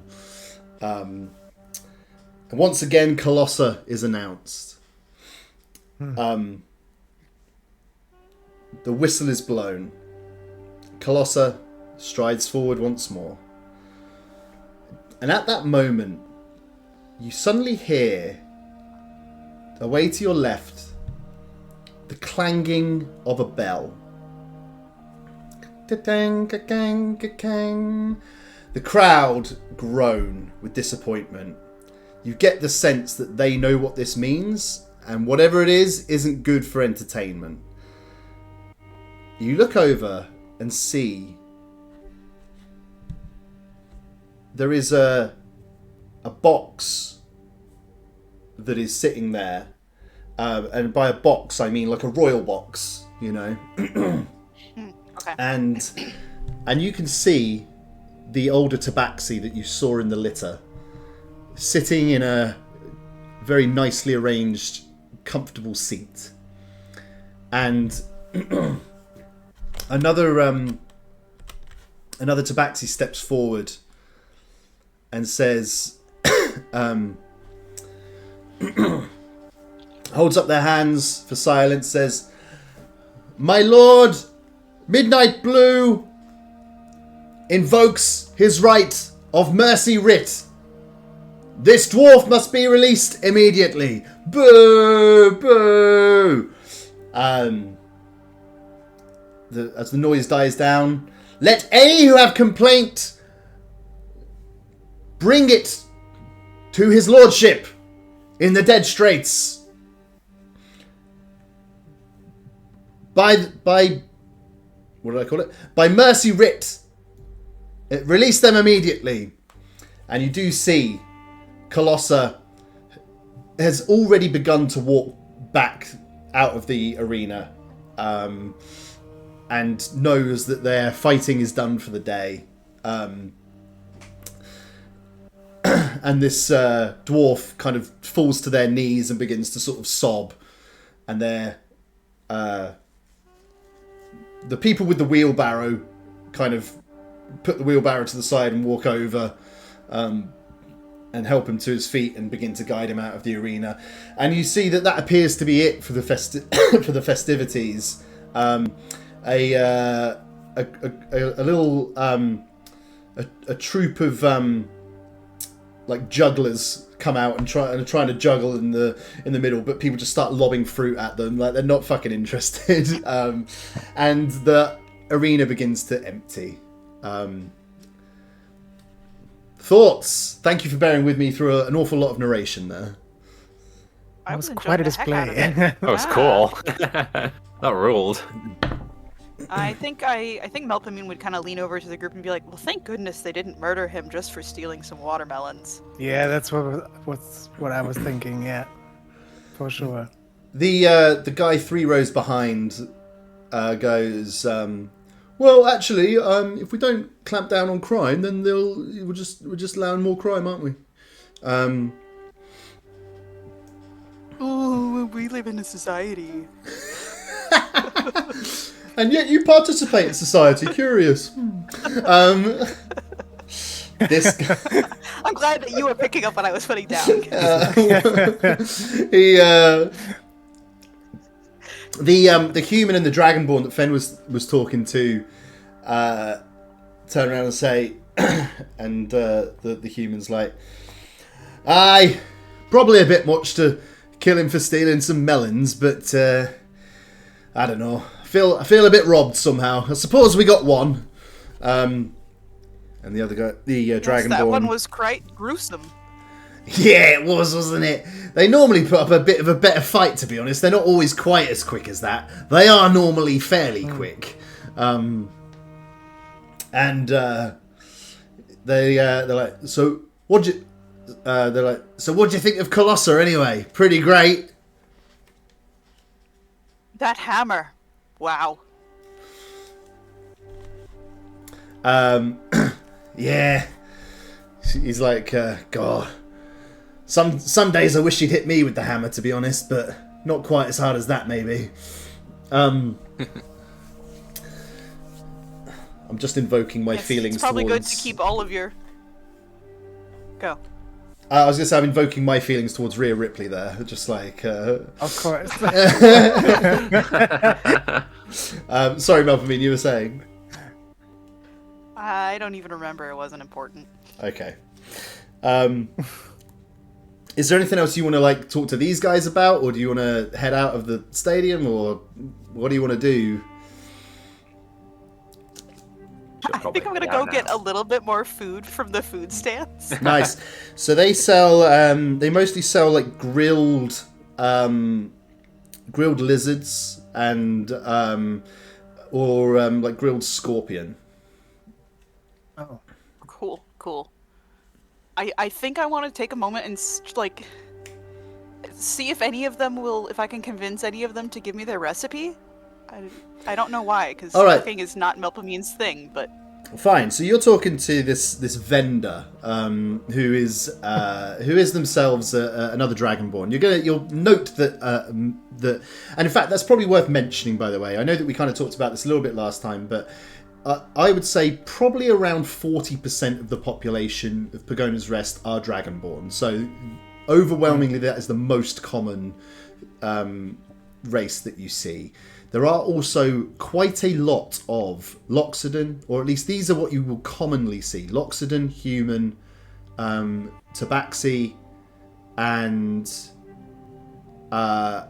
conspicuous by their absence, elves.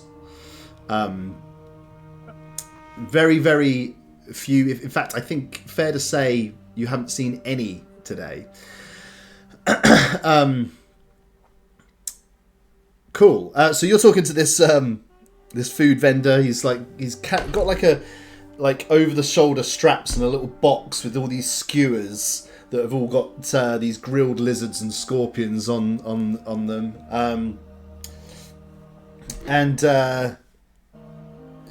He I'm just trying to think what voice this guy has. Is like I shouldn't be doing these voices, it's killing my throat, but we'll give it a go. He's like he's like, oh, couldn't give away my ancient family recipe. Could never forgive myself if I did. But do you have any stories that could go with instead? Give me a persuasion roll. I am yeah. I'm good at that. Let's hope that it pays off.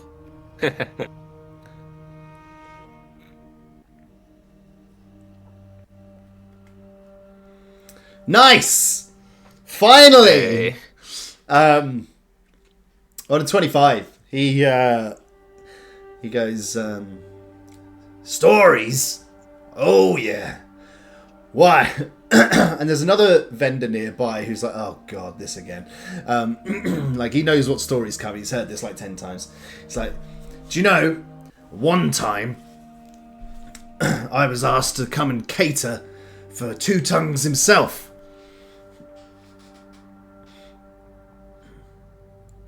at a sort of a banquet they were having.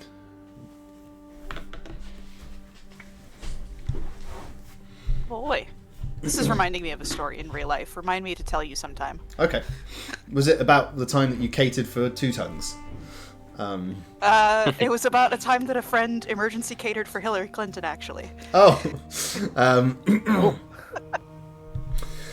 I'm not going to go there. It's not. I can't be bothered.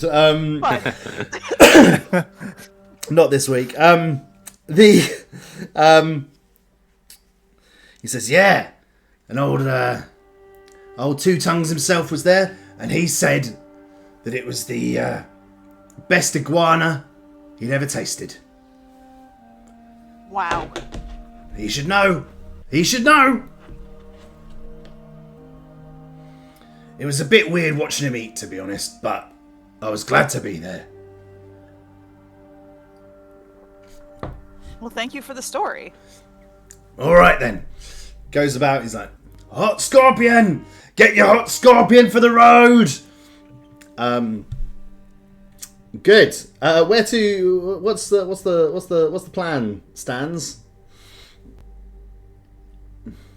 Anybody else have a place they want to go? Because otherwise, I think we would just go try to find Midnight Blue.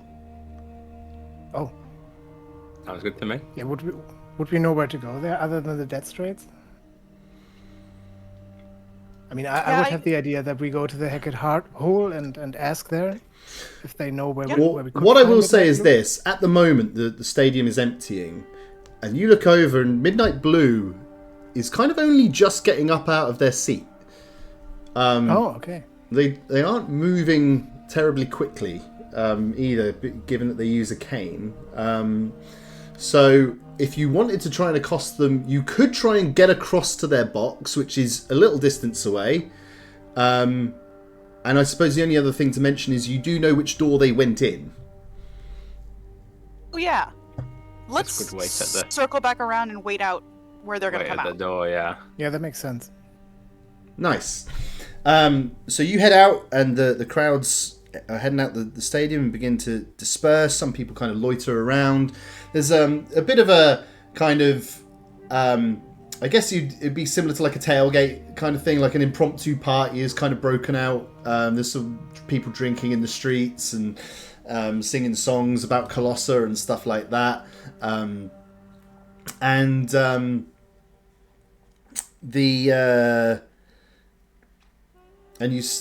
But I guess so. How close to this door are you going to wait? There are two guards outside it. Not super close, maybe just sort of on the side with a bit of distance, just so like in eye view, so we can at least see them come out and stuff like that. Yeah, we're not like actively waiting to accost them directly outside the door. Nice. So after a few minutes, the door opens, and you do see you see that two tabaxi are still stood outside by the litter, and another two come out, and one of them has Midnight Blue, who, of course, after being in the arena and seeing everything that unfolded in there, you now kind of have a confirmation that is Midnight Blue. Comes walking out quite slowly with his cane and starts shuffling towards the litter.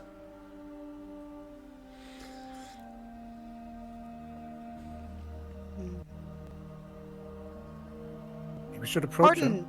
Yeah, I think we would start to approach, and Melpomene would be like, "Pardon me, your lordship."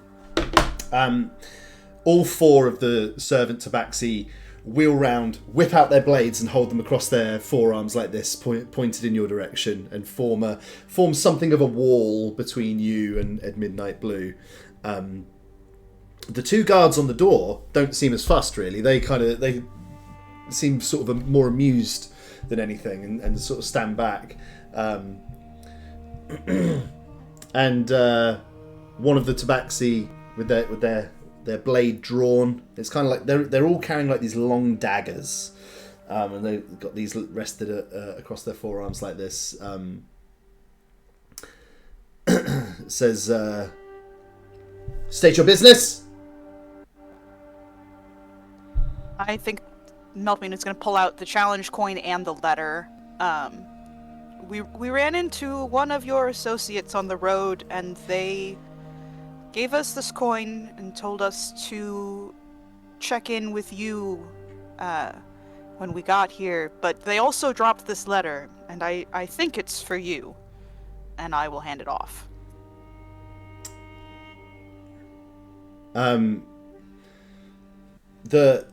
Give me an insight check. Okay.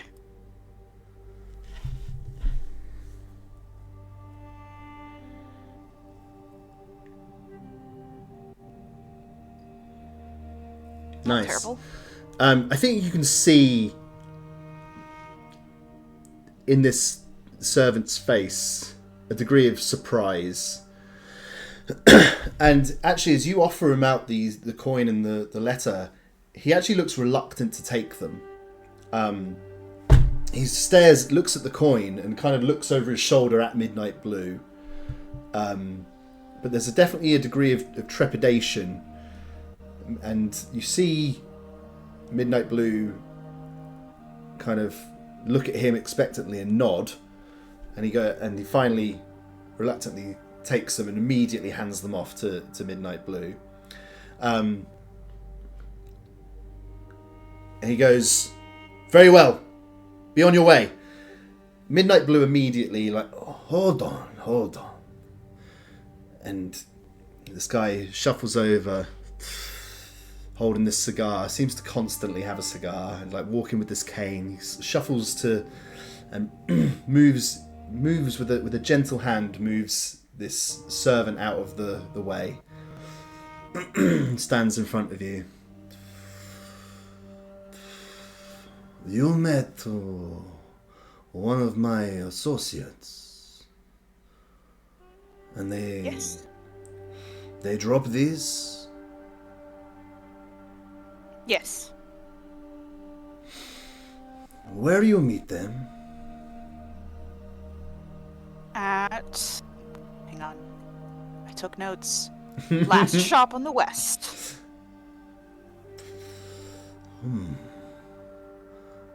And they drop the letter? They were running from, I believe, some associates of Two tanks. Tongue. Yeah. You see his eyes flash briefly with recognition. "We should not be having this conversation here. You'll come with me." Okay. He climbs into the litter and he looks out at you and says, "Before I forget, you will still need this." And he flips the coin back to you.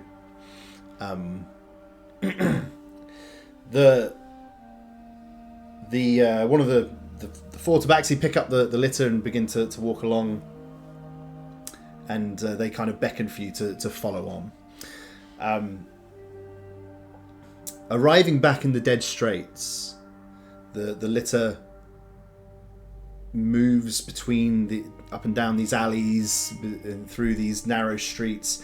A couple of people definitely take note of the fact that you seem to be walking with the litter, and it's difficult to tell. I suppose they could be noting that, they could be interested in Fenn and his tale, they could be looking at Sir Feathers. You're a kind of unusual group.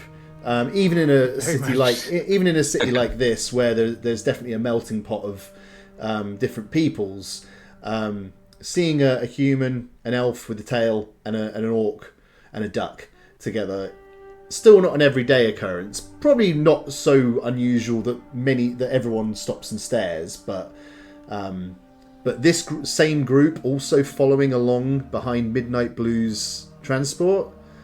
A couple of people definitely noticed that.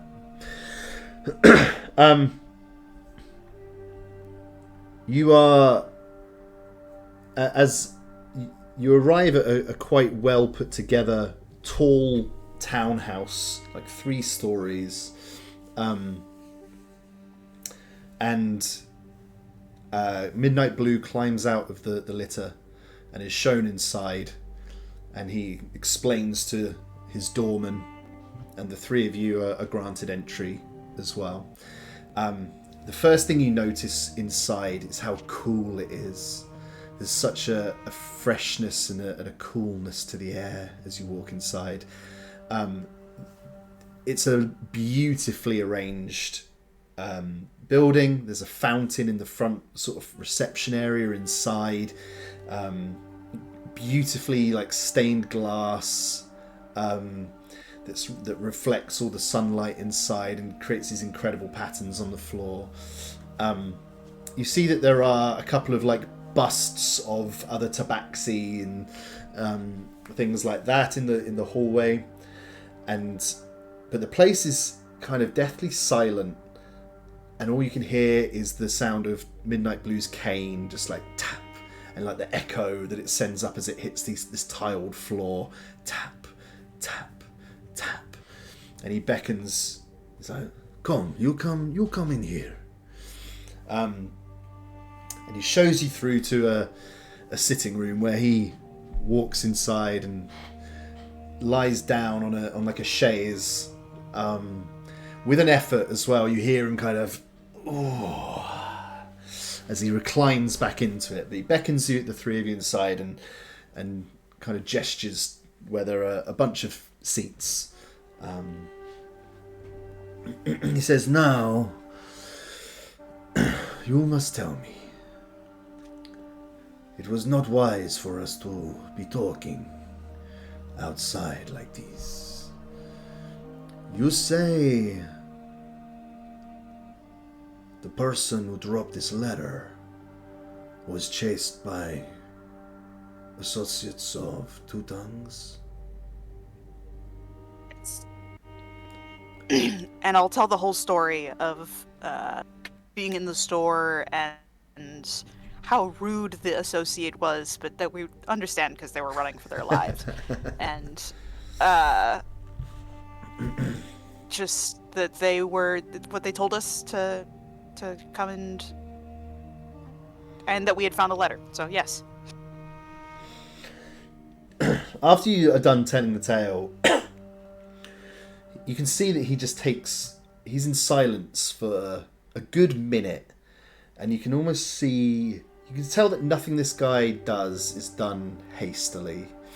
He's just thinking it over and just continuing to smoke on this cigar. And then at length he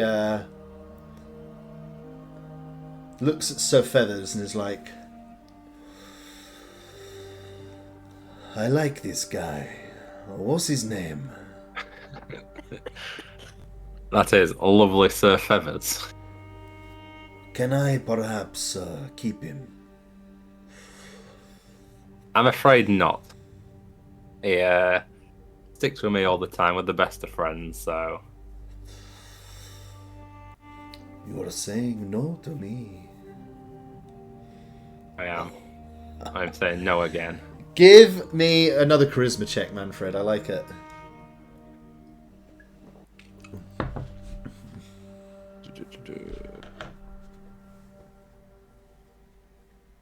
Oof. Not good. He shakes his head a little bit. It's like, It is not usual people say no to me. On the other hand, you did the right thing in helping my courier. And by bringing this letter back to me. But the letter is not for me, it's from me. But you still did the right thing, because you did not know where it needed to go. He says, I thank you. And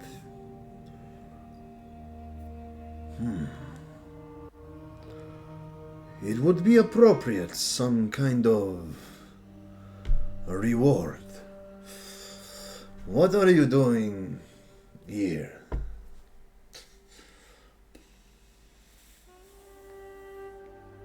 I think before Melpomene answers, I would wait and see if Fenn and Manfred talk about why they're here. I think Fenn wouldn't really want to divulge this information right now. Okay. He's a bit skeptic.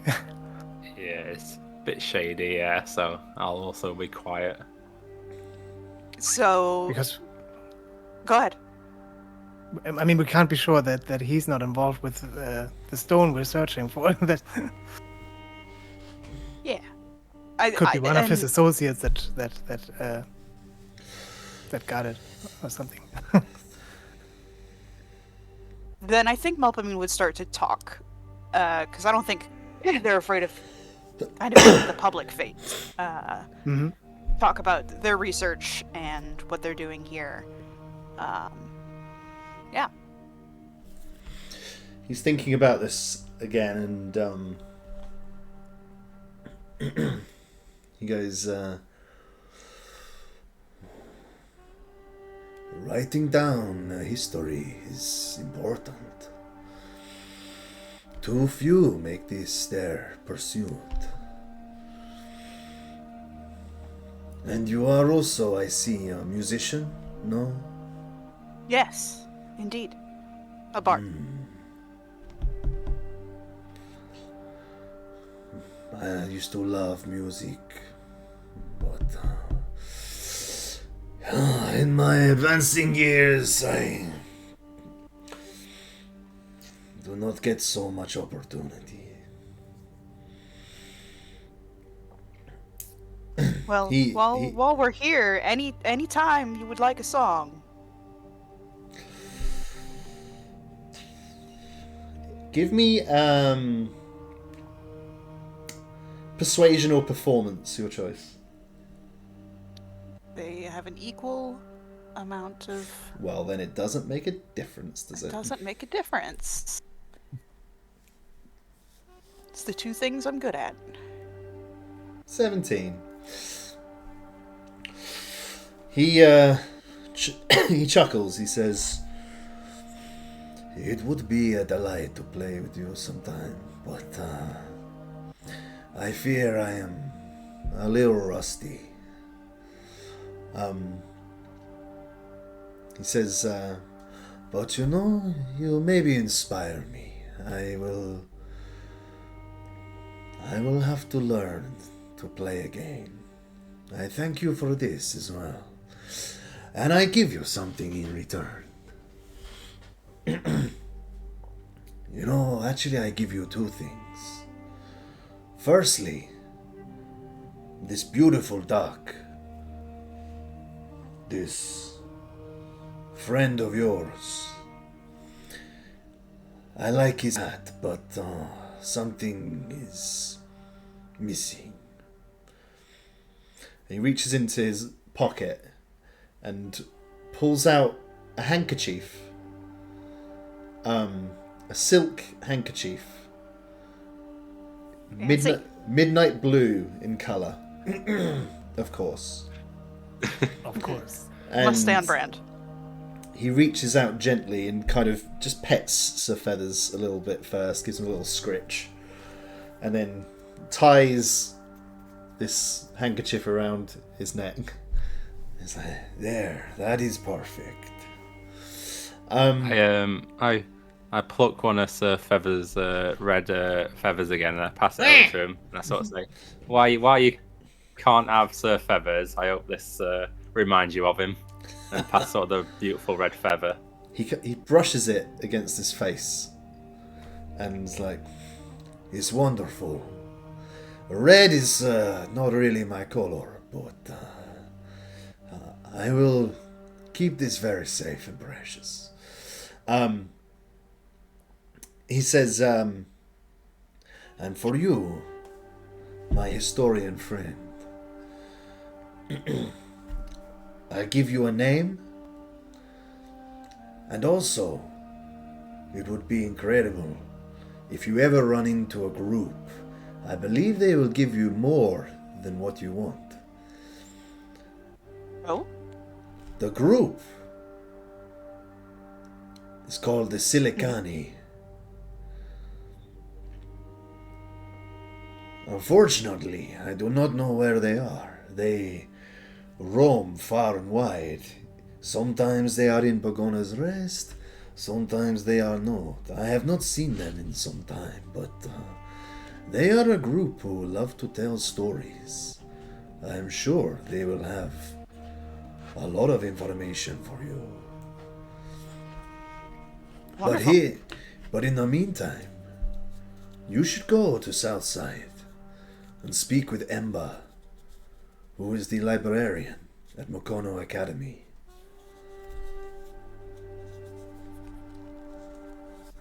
What was there? Sorry, Emba?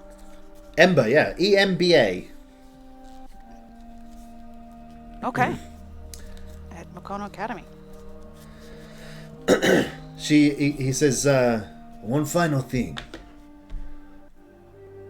You were in the Sladelium, no? Yes. You saw how I saved that dwarf. Yes. Yes. The Vice Lords of Pogona's Rest can invoke Mercy Writ at any time and veto a fight or an execution in the pit. So why would I do that today? Why would I care about this dwarf?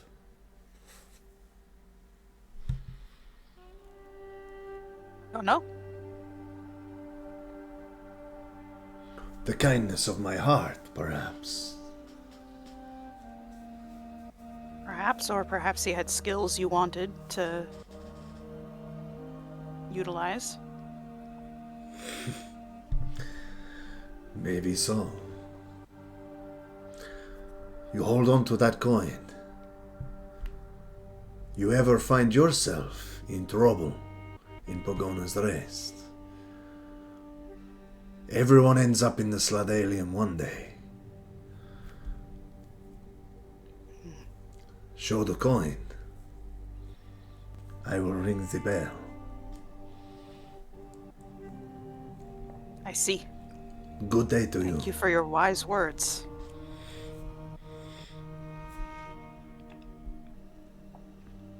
He bids you good day and doesn't even wait for you to leave. He just drifts off into a nap.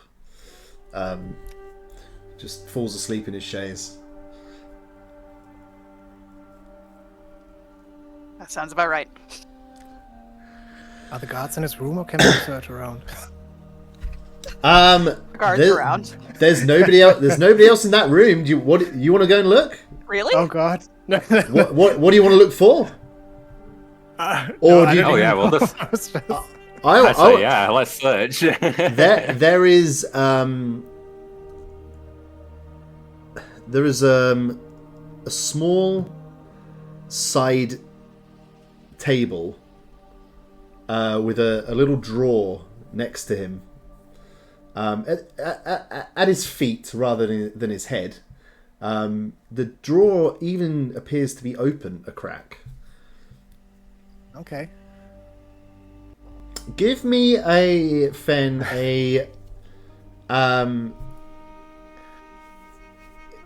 give me either a stealth or a sleight of hand.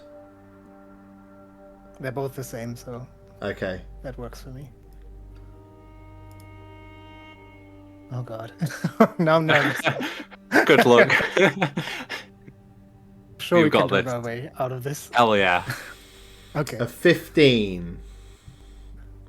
I was gonna say this roll has a DC of 15. So you make it. Yeah, nice. Go. You silently, gently, like fingers underneath the drawer, slide it open a little more. and there's a letter inside it. I'm going to say that on that roll, you can get that letter out and take it undetected if you want. Yeah, I think so. Amazing. You take it out. Are you going to stand there and read it in that room, or are you going to? Oh God, no. Okay, fine. We should probably get out now. Yeah. Yeah. Okay, nice. Let me just see something quickly. Okay, so you guys bail and head out, and Cope, to catch you up, Fenn successfully lifted a letter out of the drawer that they have yet to open. Okay. And give me one moment.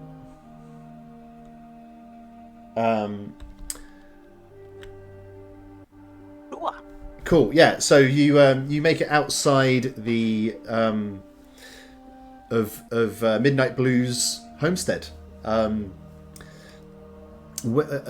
me know when you want to open and read that letter, Fenn. But also, everybody, let me know where your next port of call is. How late is it now? It's just kind of mid-afternoon still, so it's still daylight for sure. I'd say basically since you arrived in Pogona's Rest, it's been quite it's maybe been like 3 or 4 hours now since you arrived, so it's perhaps like 5 p.m. roughly.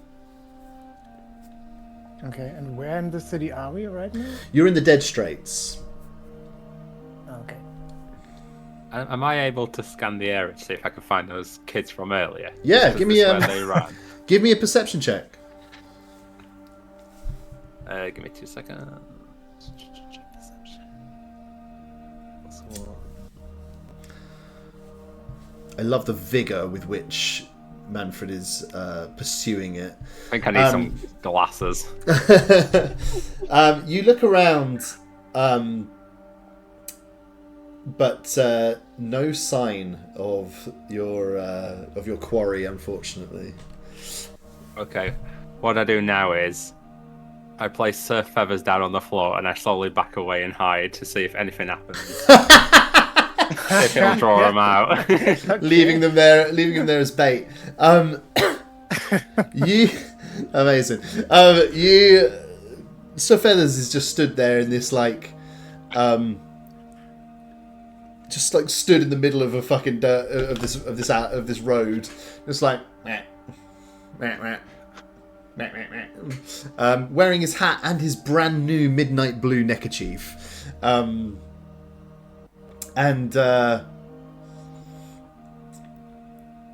after a couple of minutes, you see a tiefling child comes out of a side alley and spots Sir Feathers and just like looks sideways at him and just begins like looking around. Give me we're gonna have to do this as a stealth against their perception, I think. So give me Manfred a stealth roll, please. And we'll do this as an opposed. Go ahead. I was gonna say, can I assist with this? I don't know if there's like if I can help with, I don't know, having like mage hand ready to like swoop in and grab him if we need, or Absolutely. I would like to give the help action. Okay. In that case, Oh no. Manfred, roll it again because you're now gonna do it with advantage. Oh, okay. So roll one more d20 in whatever modifier. I'm so glad I said Oh that. my god. Take it back. Pair of nat ones. Snake eyes. Turns out I don't care about Sir Feathers whatsoever. They could still roll. I'm distracted by a leaf like flowing by or something. They could still roll a nat one themselves. In which case, everyone just fucked up. So we're gonna do their perception against your stealth. I mean, it's not a great roll. It's a 7, which handily beats your. The state of my rolls, yeah. Yeah. The kid has sort of tiptoed a little closer to Sir Feathers and spots you hiding behind a crate or whatever. And is like, shit! And just fucking legs it. Well, that didn't work. They run off Can into the crowd and dart up a side alley.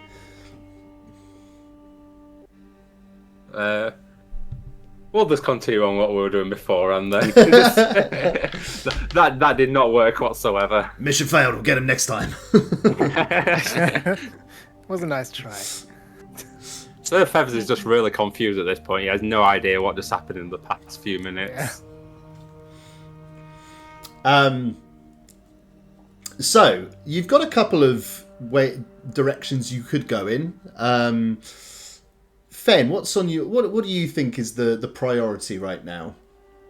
You've got a couple of Fenn things would get out the letter cool. and read the contents. Great. I'm assuming we're a bit away from the mansion where we were. Sure. So you've walked a little way away, so you're not in full view. And you open this. The letter is not sealed. It's just it's not in an envelope or anything. It's just loose parchment. And it says. It's not even. There's not even a dear so and so at the top. It just goes right in, and I'm not without reading it verbatim. The letter seems to be giving details of what forces somebody has at their disposal, by which I mean they are saying the contents of the letter are describing we have 36 archers, we have and we have 24 spear, and a couple of other things. They describe having armored creatures that they can utilize, and it just ends with the question, "What do you need?" and is signed Cliff. Okay. Oh. I'll show this letter to Melpomene and Manfred, of course.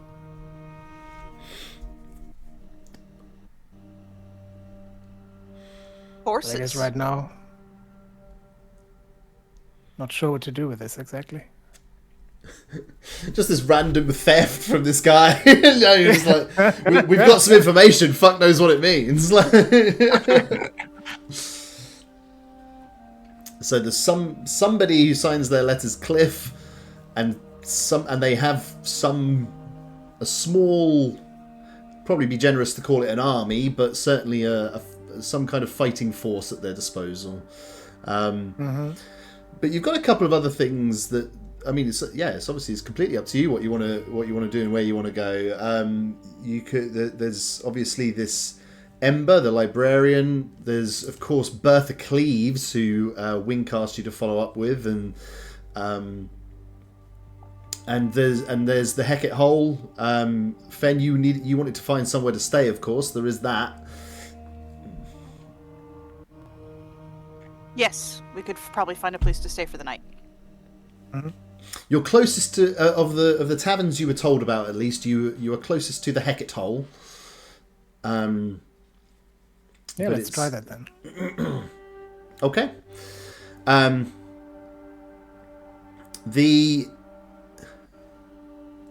Hecate Hole right on the corner of the Dead Straits. is people seem to. There's a lot of people kind of that converge outside it. A lot of people just kind of standing around, and sipping from kind of pewter cups or clay cups. The smell in the air is of almost like incense or something. Perhaps like hookah, or shisha or something like that, and the it doesn't even have a front door. It's just an archway that then opens up into this wide space, and you see that people sit around low tables on circles of cushions, and this smoke, you can almost see it in the air. It pervades everything. You're kind of looking through this haze, and you see that it's fairly well populated. You can hear straight away that there's a lot of hubbub, and in there people are talking about Colossa and the Slavalium and all this kind of thing.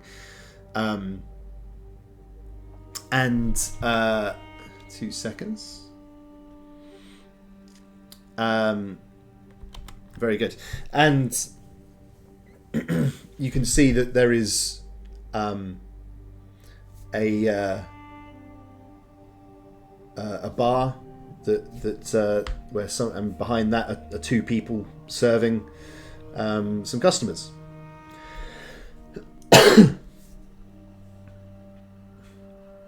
Okay. Was there a reception, or do we ask the people behind the bar? It's just a big open room with people sitting around on these low tables, and it's kind of just like a dirt floor, basically. Or no, sorry, it's tiled. It's stone tile, but there is also a kind of layer of gravel, I guess, on the ground as well. Just like a thin coarseness, almost just like sand that's been kicked in, basically. It's been walked in, But yeah, the only person who stands out as somebody who works here is the 2 people behind the bar, and then you see a kind of a waiter walking past carrying a tray with some clay cups on it and going past you. Okay, so I'll approach the waiter and ask, "Hello, sir. We're from out of town, and I wanted to ask if you maybe have some lodging for us, or who we have to ask for this." His head whips around. It's a dragonborn, and you see that he has one green eye and a second green eye, and he says, and he goes, Fenn's tail is of course twitching slightly, like an agitated cat. And he's he notices the tail, and he sort of like looks weirdly at it, and is like, speak. He goes, speak to Flyford. And points over towards the bar with his free hand, and then just walks off carrying these cups. And you see that behind the bar is a human, and they're dressed in a kind of grey robe with their hood up, but they're the one that seems to be kind of dictating traffic in terms of the drinks being poured and pushed across the counter. The other person is kind of taking instruction from them, that you can see. Okay, so I'll approach him. What was his name? Flurick? Flyford. Sorry. You will all know, of course, that innkeepers and tavern keepers in Playdean all have alliterative names. This is Flyford Flavel. Very nice. We even got the FL on the alliteration. Wow. Oh yes, we don't fuck around here. So yeah, Flyford Flavel is there, and this is a human that appears to be the innkeeper of the Hecate Hole, and looks up and says,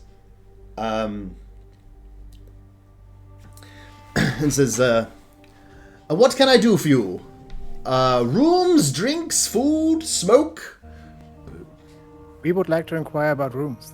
Rooms, certainly. Yes, we have plenty. How can I help you? How many?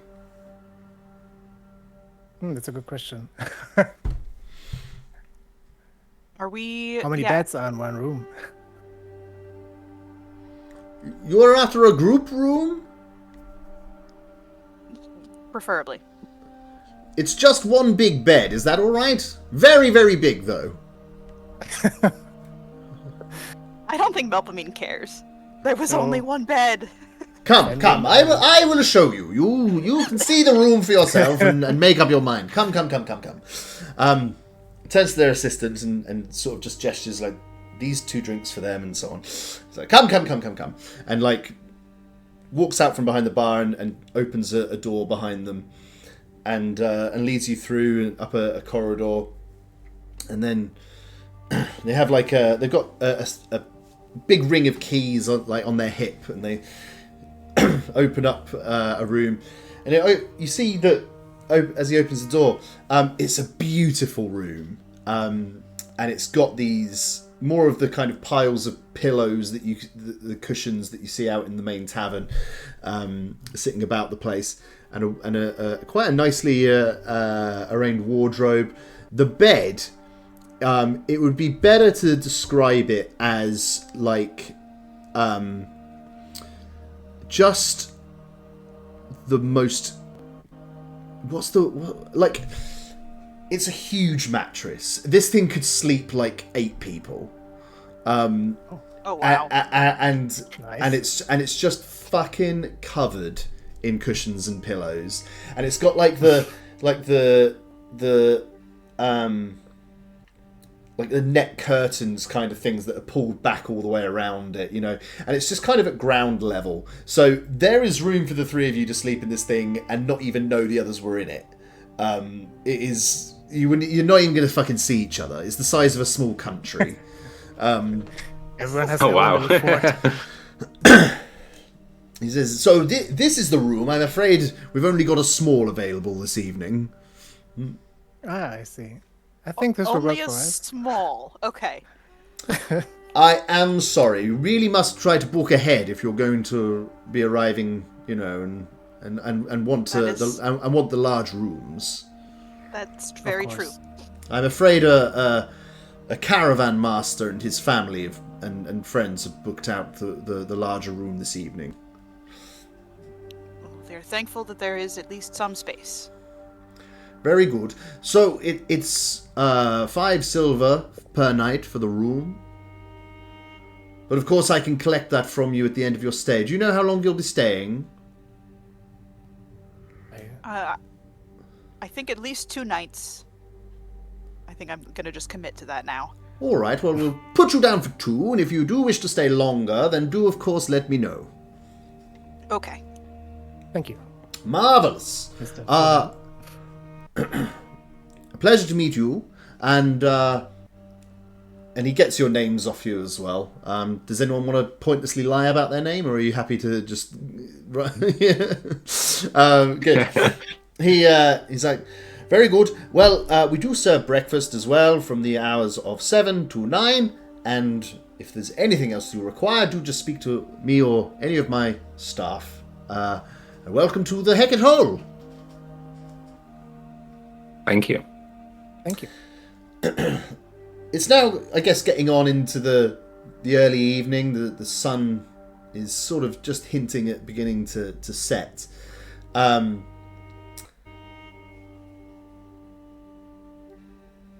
Is there anything that the 3 of you want to do urgently at this juncture? Not urgent, no. No. All right. You do hear Melpomene, probably particularly of interest to you, some music start up in the main tavern room at around 6 p.m. Oh boy! And as the 3 of you make your way in, I'm going to assume you've had an hour of lounging around in your great big fucking bed. And as you make your way out into the main room, you can see that there's like a small band that have set up in the corner of the tavern room. And indeed, one of them, Melpomene, is playing an udele, the same instrument that you were gifted by Zelnor. Oh boy. And this is a really interesting sound. I wonder if I've got something fun in my repertoire to put on. Let's try. Let's see what this sounds like.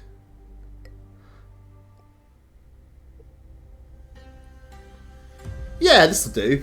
And you hear this music kind of playing in the main thing, and they're singing a song that appears to be a kind of slightly bawdy ballad about about like a group of drunks coming into town and creating a big mess, and pissing everybody off, basically. But that sounds like it's sort of the point of the tale. And the song appears to be called "The Broken Tankard Brigade," and everyone and people in the thing. Some people are just kind of sitting and carrying on with their conversations, but others are swaying along to the music or singing along to the chorus. It's like, "We are the Broken Tankard Brigade," and so on. And this goes on in some time. While this music's going on, you you suddenly hear a familiar voice. It's like, "Ah, you made it!" And Wink the kobold and his wife Gerber, the rat folk, are they have just entered the room, and they seem to have sort of changed their clothing, have sort of tidied up a little bit, had some kind of shower or equivalent, and Wink says, "Well, what do you all think of Pogona's Rest so far?" Very interesting city. It's a place where all your dreams come true, or your nightmares if you're not careful. Did you manage to get over to the Slavalium? We did. We have. I was busy sorting things out, unfortunately. Missed it this time, but I've been there several times. Was Colossa there? Yes. What do you think of A that? lovely 30-second performance. Speedy one today, huh? Yeah. Yeah. Yeah, I've seen a few of those as well. He goes, well, have you had any luck with Bertha Cleves yet? I know it's not been too long, but you not run into her by any chance? No, we have not. Not yet, no. He sort of nods and says, his Gerber, his wife, is stood next to him, smiling quite sweetly. You haven't heard her say anything at all, and she sort of pipes up and says, "Well, the sooner you get an opportunity to speak to Bertha, the better it'll be." We hope to speak to her tomorrow. Today we were dealing with another. Wink sort of nods, like, Of course. Well, enjoy the music and enjoy your evening. and he walks off, and Gerber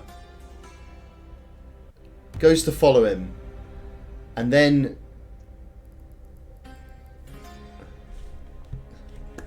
let me just roll a dice quickly. No reason to be alarmed. Unless again. I would like to insight check her. She paused. Yeah, sure. Give me an insight check. What is my insight? Okay.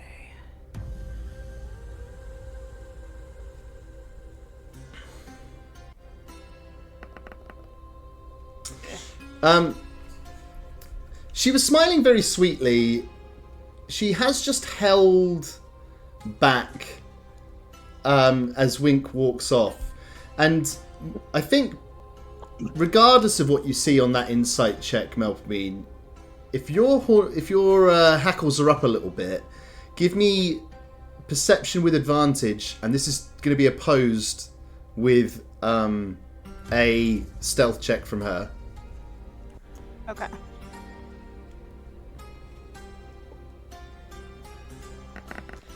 Oh, you found your moment. 22 to beat.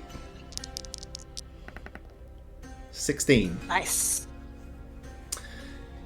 You see her go to, and before she actually is holding beneath her, like in a drooping sleeve, is holding a dagger. And you see her not in a stabbing motion, but you see her begin to move it towards your side, Melpomene. And I guess you spot her as she's moving it towards you. Instant reaction?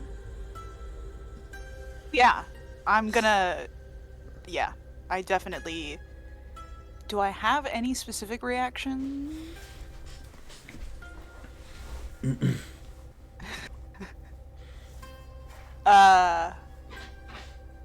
Okay. I have a reaction, but she has to succeed on an ability check or a damage roll in order. And what is it? Oh, So right, that sorry. cutting So, words. I see. So it only happens.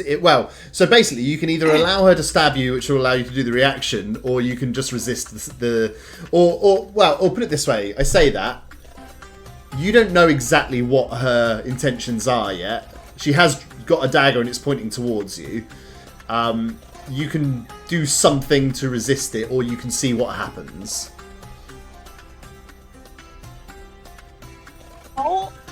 I'll wait and see if she makes the damage roll, because then I can cutting words and she'll potentially miss. She does no such thing.